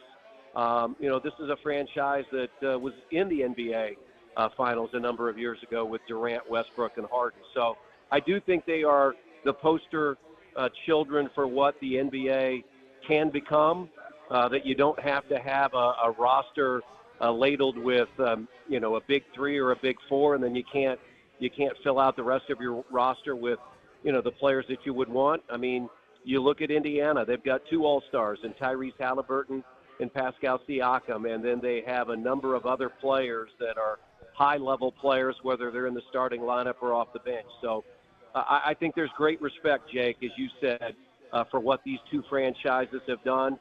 I think it has a chance to be a great series because these are two teams that are fun to watch. They play with a fast pace. They move the basketball. You know, I think it's going to be a lot of fun to watch. It's Chris Denari, who's in OKC, the voice of the Pacers, getting ready for game number 1. 8:30 tip time, 8 o'clock coverage begins right here on The Fan. We're at the Ale Emporium in Fishers with Michelob Ultra Zero bringing us to you with the jQuery Watch Party. I look at it this way. You're going to get a lot of Dort on Halliburton, there's no doubt. But one of the real conversational pieces of this postseason has been Alex Caruso. That's somebody the Pacers didn't see in the December regular season game, but saw in March. Defensively speaking, how do you think that he's going to be utilized? Because it's not just a guard-on-guard situation. He's done a little bit of everything, all that, into the floor this postseason for the Thunder. Yeah, and then don't count out Case and Wallace. I mean, they've got 3 guys that they can really alternate if they want to guard Tyrese Halliburton. You know what I look for, guys, is this is where the Pacers have done a nice job, is always having an alternate ball handler on the floor with Tyrese. We'll either see, of course, Andrew Nembhard, who's in the starting lineup, and T.J. McConnell, who comes off the bench. I could see the Pacers at times utilizing those two to initiate offense and playing Tyrese off the ball. One, to give him a little bit of a rest from an offensive standpoint. Also, to isolate him in opportunities to dive to the basket or shoot open three. So I think the Pacers have a number of different ways that they can play. They understand that Dort and Caruso and Case and Wallace are all premium defenders, and you've got to find a way to make it a little bit easier for Halliburton when he's going against those 3 guys. Chris, one of the things I think is going to be an intriguing matchup is, you know, the interior for Indiana, because Chet Holmgren, we know, obviously is, you know, his wingspan alone is impressive, but their acquisition of Hartenstein, who obviously the Pacers saw in a playoff series a year ago, and I'm going to resort to your memory here as opposed to mine. How was that matchup for Miles Turner a year ago? I think Turner's a very important piece for Indiana in this series, clearly. But what sort of challenges does the interior of Oklahoma City present for him? Well, I think it's a little bit like what you saw in the Knicks series. I mean, Hartenstein is very similar to Mitchell Robinson. He's a guy that's only offensively going to shoot right around the restricted area. But on the defensive end, he's got a big body. He can help protect the rim. And on the offensive end, I mean, he's going to try to secure offensive rebounds. It's a little similar to the Knicks from the standpoint that Chet Holmgren is a guy that can step out and shoot the three at 7 feet, and Hartenstein is the guy that likes to just hang out around the rim. So I guess what I think about the matchup is, even though Oklahoma City plays at a faster pace and is a different team than New York, what the Pacers just experienced is a little bit similar.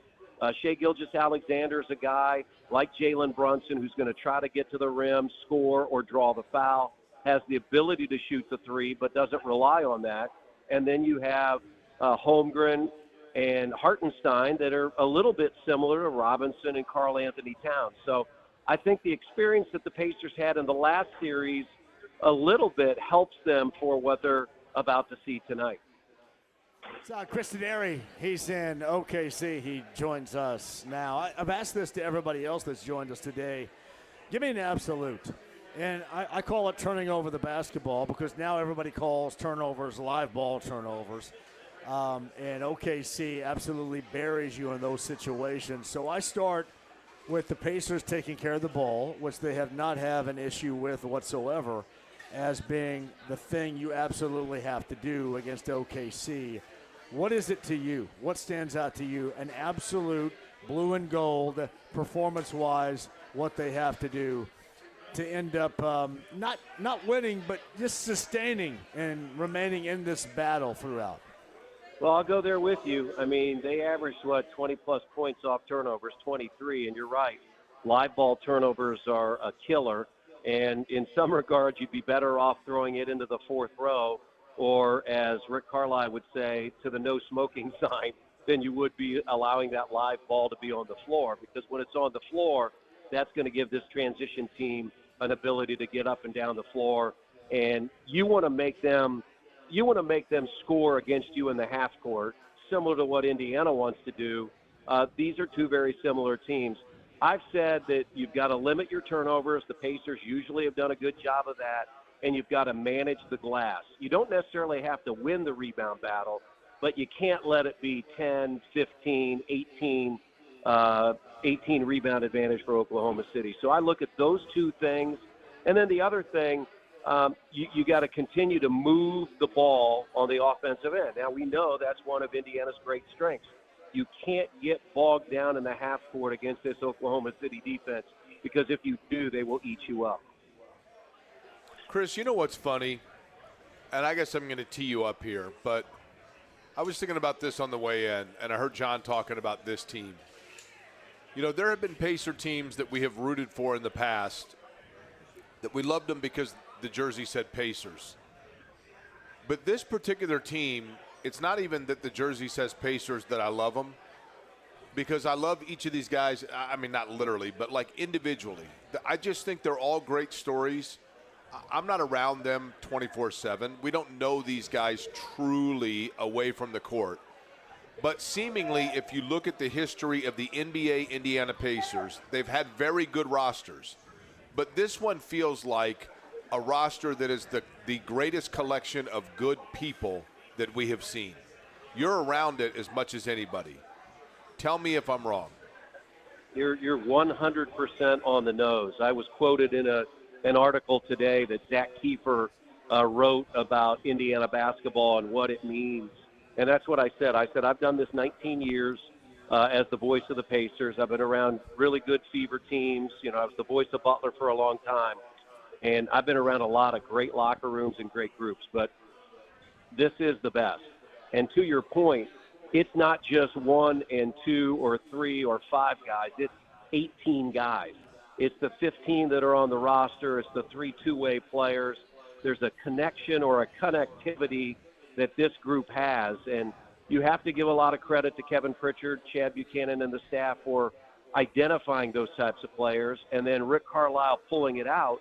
But also a lot of credit to guys like Halliburton and Siakam, who are your stars and your leaders, but they lead in a very collective kind of way. So I'm in agreement with you, Jake. I think that's one of the reasons why this team, people have fallen in love with them. I think people around the country are starting to do that because they didn't see them very much during the regular season. But now that you've watched them in the playoffs and the games that they've pulled out, the series that they've won, I think a lot of people are Indiana Pacers fans now. Hey, Chris, I mentioned the regular season matchups in December and March, respectively. 6-point loss in December at Gainbridge Fieldhouse. No Aaron Nesmith, but on the Thunder side, no Caruso, no Holmgren. And then Holmgren didn't play on March the 29th in what was not a good game by the Pacers on the road in OKC. And the Pacers had everybody back. Do you take anything away from either one of those performances this regular season and put it to good use for these matchups coming up? Well, the first matchup was the day after Christmas, and Halliburton did not have a good game. He was in single digits, and Nesmith did not play. And we know how important Aaron Nesmith is to the Pacers. And if you look at that game, the Pacers had a double-figure lead and lost it, and Oklahoma City got the win. The game in March, it was late March. Indiana was 15-4 from the midpoint of March to the end of April, and that was probably one of the poor games they played. Oklahoma City came out, really dominated, and won by a big margin. So it's oftentimes hard to look at those matchups just to what they bring, but I think Indiana knows this is a very tough environment. They've got a great fan base, similar to what we see in Indianapolis. I just think it can be a really good series, and I just believe that this Pacers team is. I just feel like there's a destiny. I mean, I just feel like it's been such a special year. 25 years since the last time in the finals, and for a chance for the Pacers to finally win that elusive NBA title would be just something great, not just for the franchise, but for the city and the state. Chris, I want to go back to, and I've said on the air, I've offered my mea culpa a couple times in the re-signing of Pascal Siakam. I was hesitant about it, not in the signing, but in the terms of it, because I was worried about what would happen on the back end of it. But it clearly has paid dividends in that regard. I want to go back to what happened in Orlando.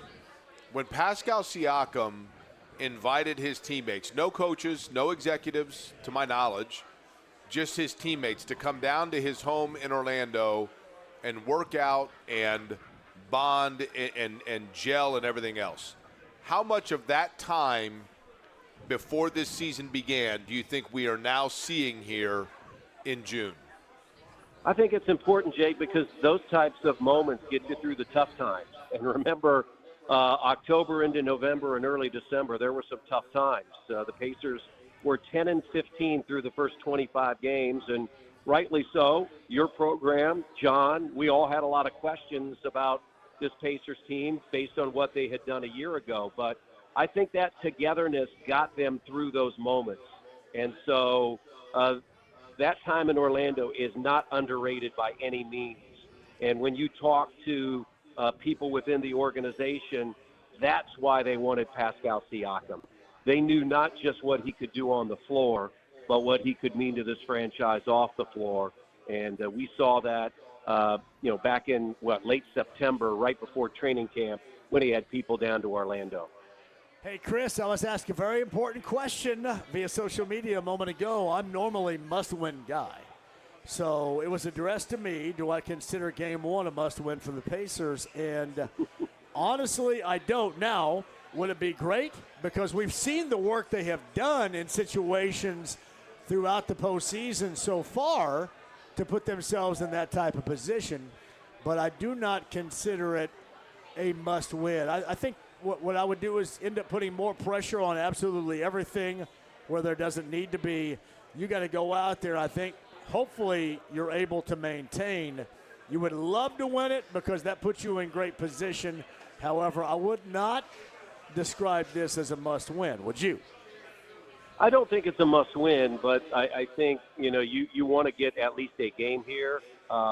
This is a very good team, and to go down 2-0 against them, would be very, very difficult. I think the Pacers have a lot of confidence. I mean, they've gone 2-0, 2-0, 2-0 in the first 6 games of the last 3 series. So I think they have plenty of confidence that they can get wins. Somebody asked me earlier today the difference between playing at Madison Square Garden and Oklahoma City. And I said, well, the people at Madison Square Garden aren't going to wear 18,000 white shirts, blue shirts, or gold shirts like you see at Gainbridge Fieldhouse, but it is an intense environment nonetheless. So I do think the Pacers have had plenty of experience in this postseason, winning in Milwaukee, winning in Cleveland, winning in New York, that attempting to win in Oklahoma City. I know it's on the largest stage in basketball, is not something that they feel they can get it done. It's not something that they feel is an elusive feat. Chris Denari is our guest. Jake Query here along with JMV. We are at the Ale Emporium in Fishers. Our Michelob Ultra Zero and Michelob Ultra watch party is underway because we will carry you up until 8 o'clock. And then, of course, I'll be hanging around. We've got Mick Ultra swag to give away, and we will be doing that up until at least 9 o'clock for me, and the game getting underway at 8:30 here. So if you are in the area, certainly come by and say hi. Chris, a lot of people talk about X factors in these series, and, it's kind of a cliche, I realize. Hard to say with Indiana because we've kind of seen contribution from every player. It's hard to say who would be somebody that you wouldn't expect could make great contribution. But if there's somebody not named Turner, Halliburton, Siakam that Indiana needs the best series from that could really lift them, it would be who? I look at the two guys that their names start with an N. I think Neesmith and Nembhard are huge factors in how they perform. I think Nembhard can take a lot of pressure off Tyrese by handling the ball. And we know the strength of Aaron Neesmith.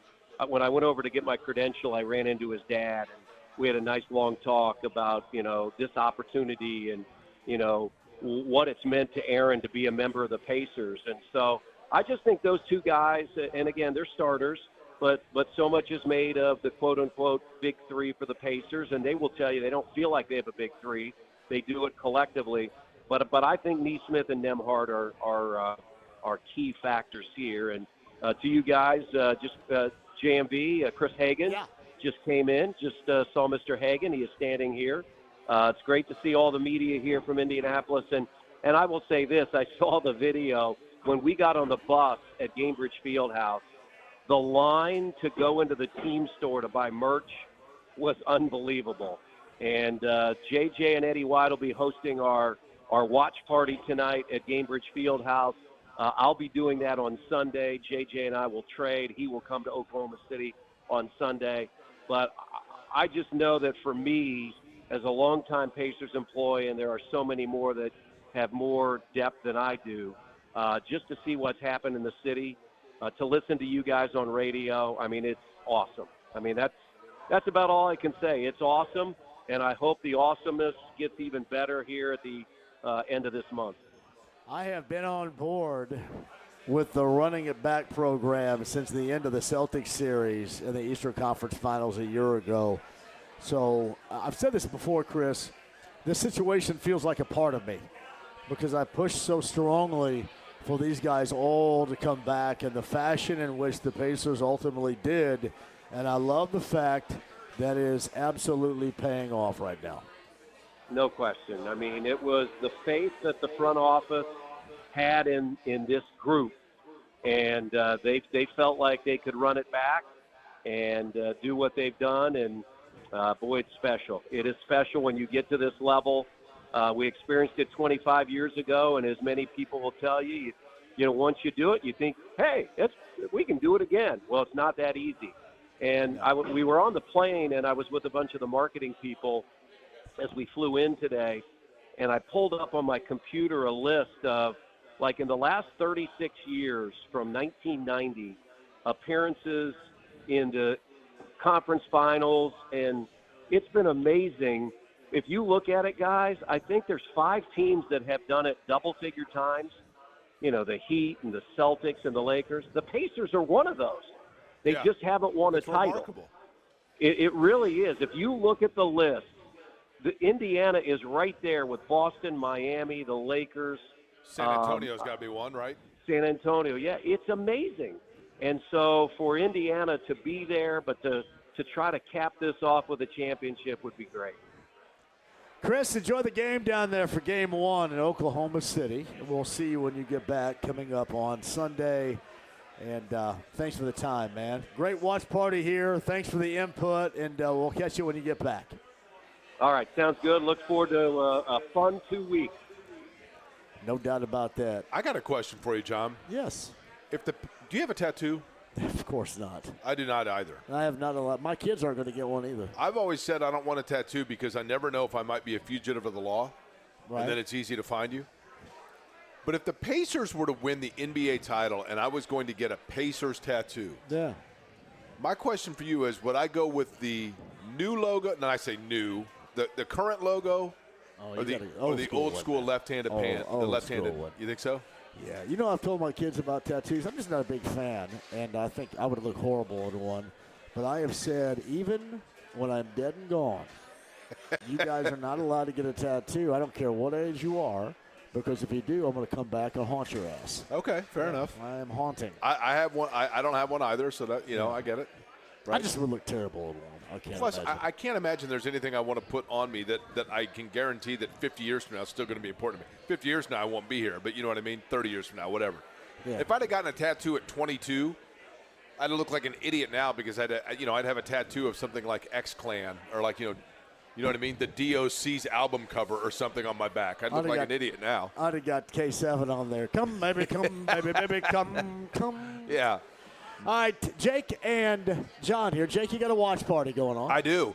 Michelob Ultra is here. We have all kinds of Michelob T-shirts and koozies, NBA koozies, Michelob Ultra. Our friends at Anheuser-Busch helping us out with this, and we're thrilled to do it. We will do it again for another game in the NBA Finals, but we're going to be watching here. We're going to be having a Michelob Ultra and enjoying what we hope is going to be a Pacers game #1 win. So if you are near the Ale Emporium in Fishers on Oleo Road, come by and see us hang out, and we will watch the game together and hopefully watch a Pacers win. We win. return next. My man Billy over there has an interesting comment regarding his level of thought and the importance of Ben Shepherd.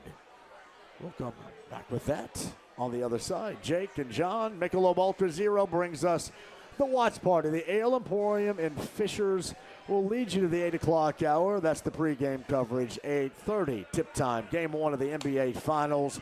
You can hear it right here, 93.5, 107.5, The Fan.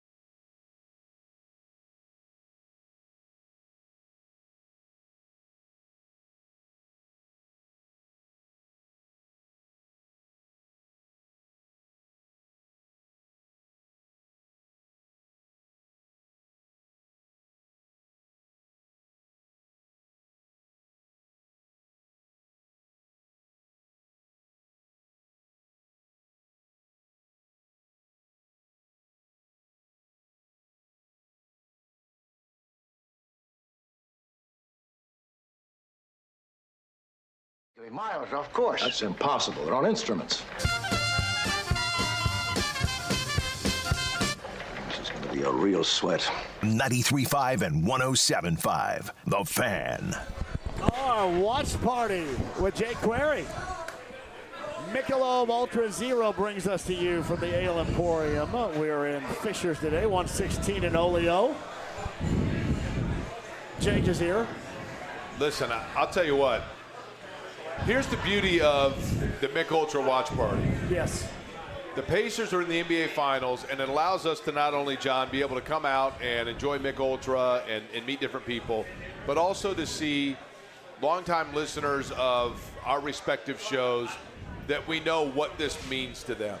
We know what it means to them to see the Pacers in the Finals. And Turnbuckle Bill is, when you want to talk about somebody that is like an Indianapolis historian that is a dyed-in-the-wool, don't even get in my way to stop me from rooting for my local teams. My man Turnbuckle Bill is the king of that, right? This guy has been electric loyal, Steve Regal loyal, of this loyal. show right here. Right, Man. loyal, right? I was seasoned by a lifetime of being an IU football fan. That always helps. And let me point out that Johnny Cash has given me the finger over there, which I also find that to be a little disturbing. He speaks for all of us, Bill. Yeah. Here's a true story. That album was released yesterday, back in 1968. That just celebrated an anniversary. True story right there. Pretty awesome. Bill, man, I know what this means to you. This is a big deal, right? It's pretty darn cool. Absolutely. Like I've been telling people, the first Pacer game I went to was against the Anaheim Amigos, and that was at the old Coliseum. So I've been a fan forever, but that ends this year. That ends this year because we're bringing home the chip. We're bringing home the cup. You can say whatever you want to say. All right. It's going to happen. All right. Going to happen. Like all right. You mentioned Ben Shepherd as being really important in this game and this series. Why? Well, I believe that the Rick Carl's strategy, I think, is going to be that you're going to guard Alexander by committee. That you're going to throw several defenders at him, spread the floor, that make him chase other defenders around as well. But Ben Shepherd, when I watched him defend the other day, he is a little bit more physically dominant in height, and he's quick, and Alexander's going to have to chase him to the three-point line, and he can deliver. So, looking forward to that happening. You know, I saw a stat, Bill. It's interesting you mentioned Shepherd, because I saw a stat today, and I'm not like the parlay gambler guy, but his over-under for points in this game is 2.5, Ben Shepherd. Well, Oklahoma City, as great as they are defensively, and they are elite defensively, but the one area that they have a bit of an Achilles is giving up corner threes. Indiana shoots those as well as anybody in the NBA, and Ben Shepherd's a big part of it. He and Nesmith both. The thing I love about Ben Shepherd is if the ball rotates over to him, he's not looking to score, but if the ball rotates over to him and he's got an open look, he's going to knock down that shot, and the corner is where he's going to do it, right? So in that regard, he could be a factor for him. Definitely agree, and whether it's going to be a turnover or they're going to be bringing the ball out after a Thunder basket, I think that the Pacers are going to put their first shot up with 13 seconds left on the 24-second clock. I think it's going to be that quick. Man, I'll tell you what, I think the best thing to do against that Oklahoma City defense, John, to be honest with you, is their defense is so good, but if you're playing that fast style like Bill's talking about, and you're getting quick shots down there and you're setting it up quick, you're not letting them get into defensive rhythm. Yeah. They're going to stop you from trying to do it, though. And the thing I want to see them try to do, and I don't know if they'll be able to do it, is to keep SGA off the free throw line. Nobody's been able to do it. And, everybody is all cool with both sides right now, but I think that's where Pacer fans will turn on OKC because of the volume in which he's going to go to the free throw line is going to make Jalen Brunson look like child's play, right, in my opinion. Well, hey, this is what I look forward to. I look forward to people crying that if, in fact, Shai Gilgeous-Alexander is not getting to the free throw line, then, and I'm saying this sarcastically, I look forward to people talking about how the Pacers are getting all the breaks because they're the big market team, right? Yeah, going up against no doubt. It's a conspiracy. Definitely conspiracy. Yeah, the big market bias, right? I love it. I love everything about it. Look, tonight, game number 1, Bill, you represent it, the fact that this is a long time coming. And I know that they've been to the NBA Finals before, but I'm with you. You're right there.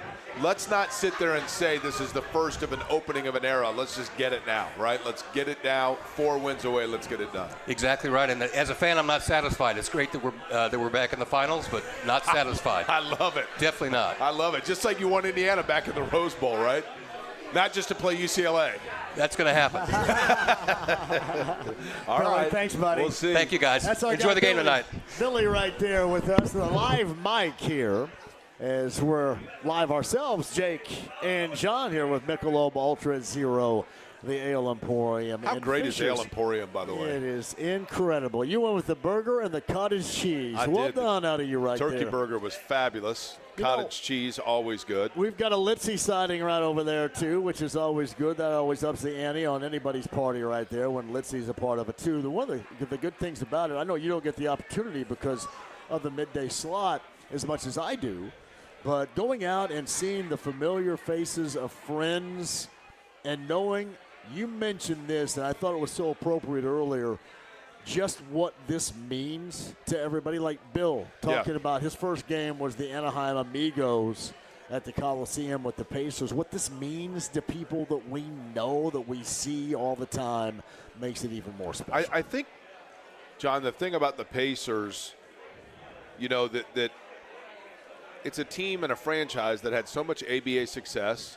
And then in their early years in the NBA, you know, it took a long time for people to really, you know, carry on at least publicly and outwardly nationally to be able to say that, like, hey, I'm a Pacers fan, because it was a franchise that was, you know, kind of mired in both mediocrity and obscurity for a long time. And then, you know, they broke through, and obviously the Reggie years, this city absolutely fell in love with them. And I think the thing that was fun, I remember in that era, you know, all of my friends at that age, it was just a foregone conclusion. You know, hey, where are you watching the game? Where are you watching the game? And it's been a long time. No doubt. Since, not a long time. I mean, obviously, as Chris was talking about, they've been in the Eastern Conference Finals a lot. But to get now to the NBA Finals and just see around town, I mean, you anywhere you go now, people are wearing the shirts and they're waving the flags, and you get Mick Ultra doing viewing parties at the Ale Emporium, and, you know, all of it's awesome. And it's why you have sports in cities. I mean, the civic involvement of it cannot be overstated. It's awesome. Jake, it's interesting, too, because we talk about that in terms of the national media, and some just started paying attention to the Pacers last week. But I think there's also a percentage of local fans that really thought that a year ago was a fluke. I agree with that. Didn't think that it would translate into this year in the fashion in which it did. And I think you combine that with some of the difficulties those that have cut the cord have in watching the games on a nightly basis. I think that kind of led to a little bit of lack of understanding about this Pacer team that you and I watching them game in and game out and believing in what we witnessed a year ago. I think we knew that. I think those that are now on board, it took them a little bit longer than usual to get on board. Well, I also think that you have an aspect of the fact that, you know, the beginning of this year, John, I think nationally speaking, there were a lot of people that wrote off Indiana just because until you had Neesmith and Nembhard healthy, and, you know, Neesmith's a big one. He was gone for a long time there.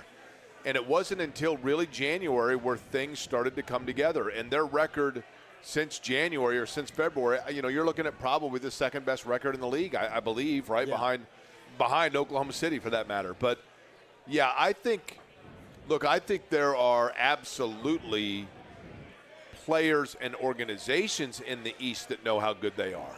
Yeah. But I still think there are fans that wonder how good they are because they think they're here by caveat for the second straight year this deep. Well, I've said this before.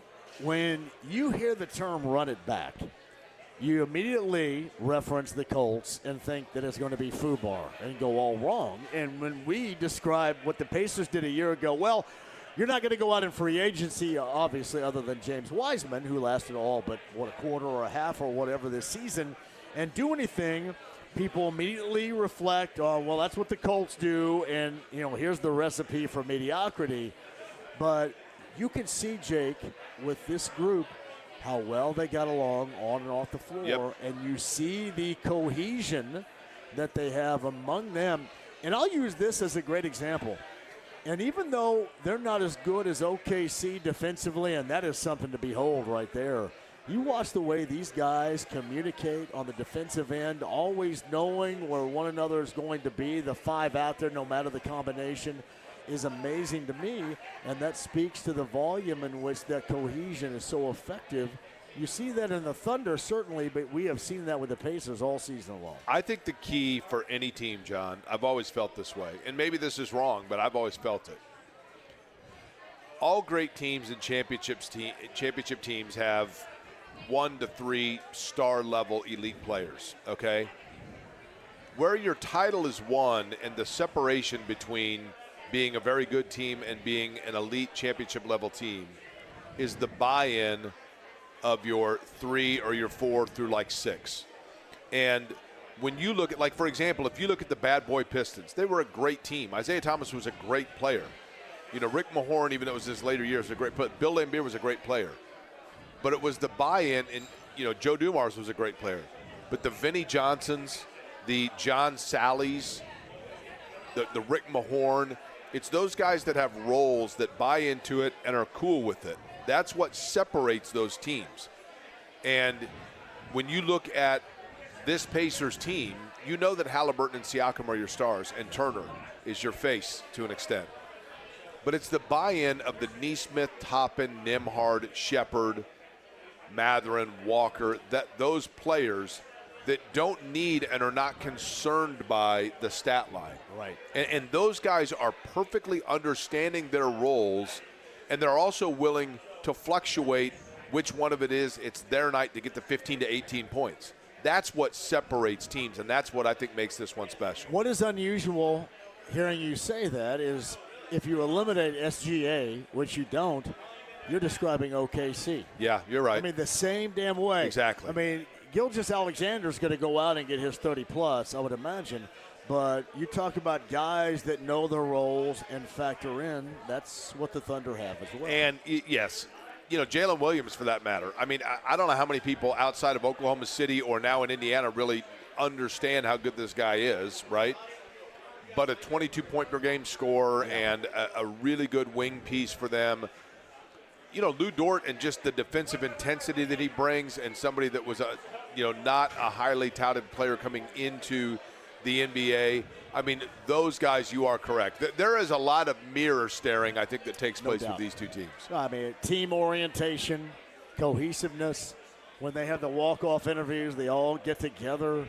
I mean, this is all – and this is why I think this is going to be a theme for other organizations to try to take advantage of and build off of in the future. This whole team concept of not necessarily having the 2 elite-level players. Large markets still probably will have that. But others are going to think, why not try to build, as we've seen OKC, maybe not in a similar Sam Presti fashion, but build into what they have done and then build into what the Pacers have done, which is obviously paying off. Yeah, I hope it's going to be a great series. I think it is going to be a great series. I hope it's going to be a great series as well. Yeah. But they're awfully darn good. There's no doubt about that. Take a break and come back, set the scene, because Jake's got a watch party right here. The Jake Query & Company watch party with Michelob Ultra Zero. And let me tell you this, we're in the right spot, right? By the way, that Goodwill across the parking lot is outstanding, brother. Let me tell you. You just had something on the other day from there, right? Yeah, well, that's my whole ensemble. The Michelob Ultra shoes that you're wearing, not from Goodwill, right? That's the only thing right here, right? Yeah, in my drawers. I'm not going to, my drawers. My drawers, if I'm not going commando. And my shoes, that'd be it right there. But that Goodwill over there is outstanding, buddy. Let me tell you that. Hey, the Goodwill here and the Goodwill at Meridian Hills around Nora, right up there where you grew up over there. Not bad stuff. All right, quick break. We'll come back. Jake can reset, tell you all about the watch party with Michelob Ultra Zero, and we'll get you to the pregame festivities with Pat Boylan, Mark Boyle, and Eddie Gill. You've got our friends down there live in OKC. Game number 1, the Pacers and the OKC Thunder. It is the NBA Finals, back after 25 years, and we felt compelled to bring it all to you as much as we can and celebrate it, which is what we're doing today. It's 93.5 and 107.5 The Fan.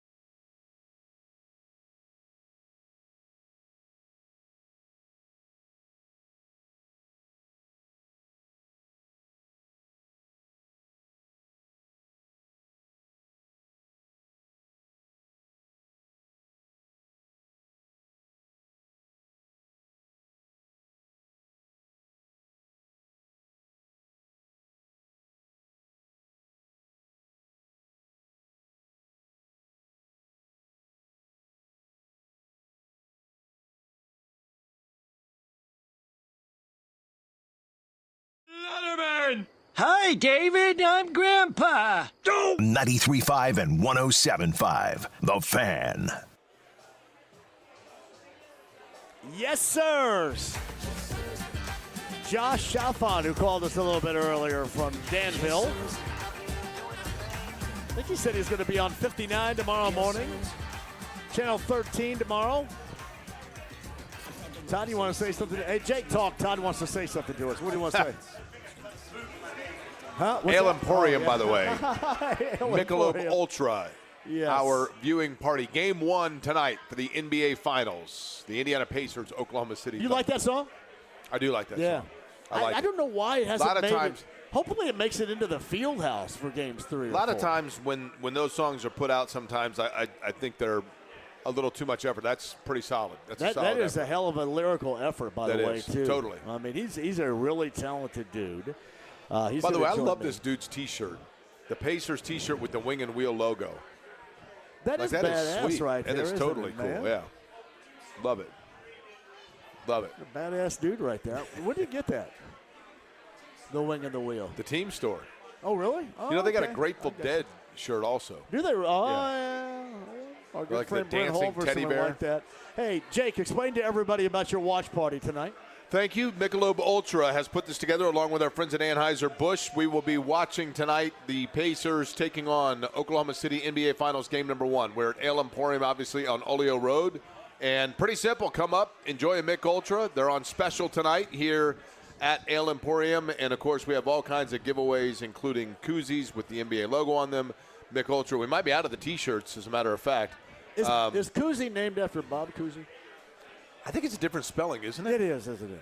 Is it a different? Maybe not in Greene County. I think we spell it the same way. Yeah. I think we spell Bob Cousy Koozie. But we would love to see if you want to come up and enjoy the Mick Ultras on special. Mick Ultra Zero also, by the way, if you have the driving responsibilities or simply want to enjoy a non-alcoholic, that is out on the market as well, and that also is here for the taking. So we look forward to all of it to be able to watch the game here in what is hopefully a Pacers win. Bam Bam sticks, by the way. You know those things that you bang in the crowd, the little inflatables? Bams, yeah. We've got those from Mick Ultra here as well. Is that like named after Bam Bam? That it is, Rubble? yes. Yeah. Bam Bam was Barney and Rubble. Betty's Bam child, Bam right? Rubble. And then Pebbles Flintstone. Pebbles was Fred and Wilma's kid. Yeah. Dino was Fred's pet, right? Yeah, and then I forget what was the. Did Bam Bam have a pet?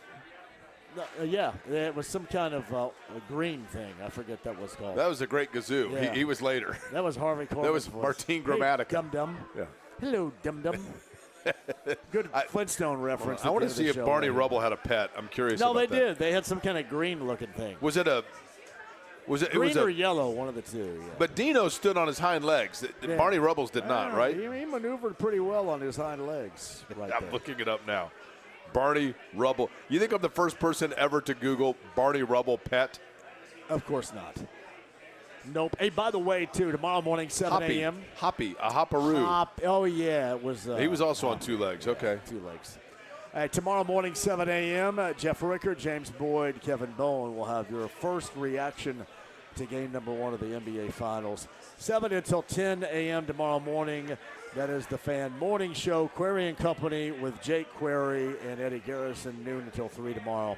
And then I got you at 3 o'clock. I think we're all in studio coming up tomorrow, too. Correct. I believe that is correct, Which is yes. highly unusual. But Sunday, Tom's Watch Bar downtown for me, my triumphant return to Tom's Watch Bar coming up on Sunday. And next week at the pub downtown and the Hyatt House downtown. So it should be fun.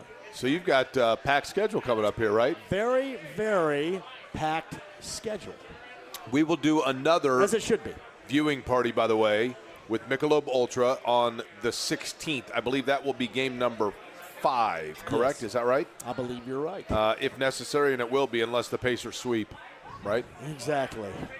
Man, this is awesome. I remember soaking this up in 2000 vividly, but this feels even better than that did, to be honest. I think it's a little bit different, too, because in 2000, as great as that was, you knew that you were going up against the most unstoppable player on the planet in Shaquille O'Neal, and you had that was kind of the emergence and the arrival of Kobe Bryant. So, and going into Los Angeles, it just felt like such a daunted task of going in and taking on the Lakers. And look, Oklahoma City's outstanding. There's no question about that. But it does feel, and I mean this is no disrespect to them at all, but it doesn't feel as intimidating because it is, not the bright lights, glamour and the national fan base of a Lakers, for example. No, I would agree with you on that, too. So it just it was a special time then and is, I think, made even more special going into game number 1 later on tonight. Any thoughts before we close how this thing's going to go? I think tonight the real key is going to be weathering the initial storm, because I would anticipate that Oklahoma City probably comes out and, it's going to be a raucous environment.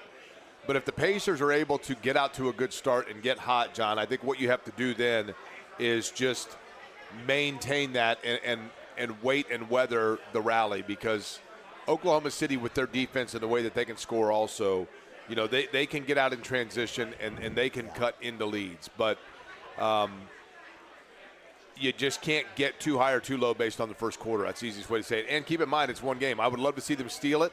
But if they get down one, you still get a chance to get another one in Oak City. All right, you take into consideration at all the length of time, which I think was beneficial for the Pacers. We'll see, considering Aaron Nesmith coming back from the ankle injury. But OKC hasn't played in a while. Yeah, you wonder that. I mean, we have seen oftentimes that it does cause a team to come out and have a little bit of rust. Certainly in the NCAA tournament, you see that sometimes if a team, comes out and hasn't played in a while. But we'll see. I mean, both teams theoretically are healthy on all cylinders with the exception of Jarris Walker for Indiana. And he is somebody that I would like to see his size at some point in the series, just from a defensive standpoint in spells. But, Nesmith and that ankle, and he says his ankle is good to go. That would be good news, but I want to see him perform at a high level. What would you have said back in 2000, the first time the Pacers made the finals, if we said, okay, in 25 years they're going to be playing game 1 of the finals in Oklahoma City?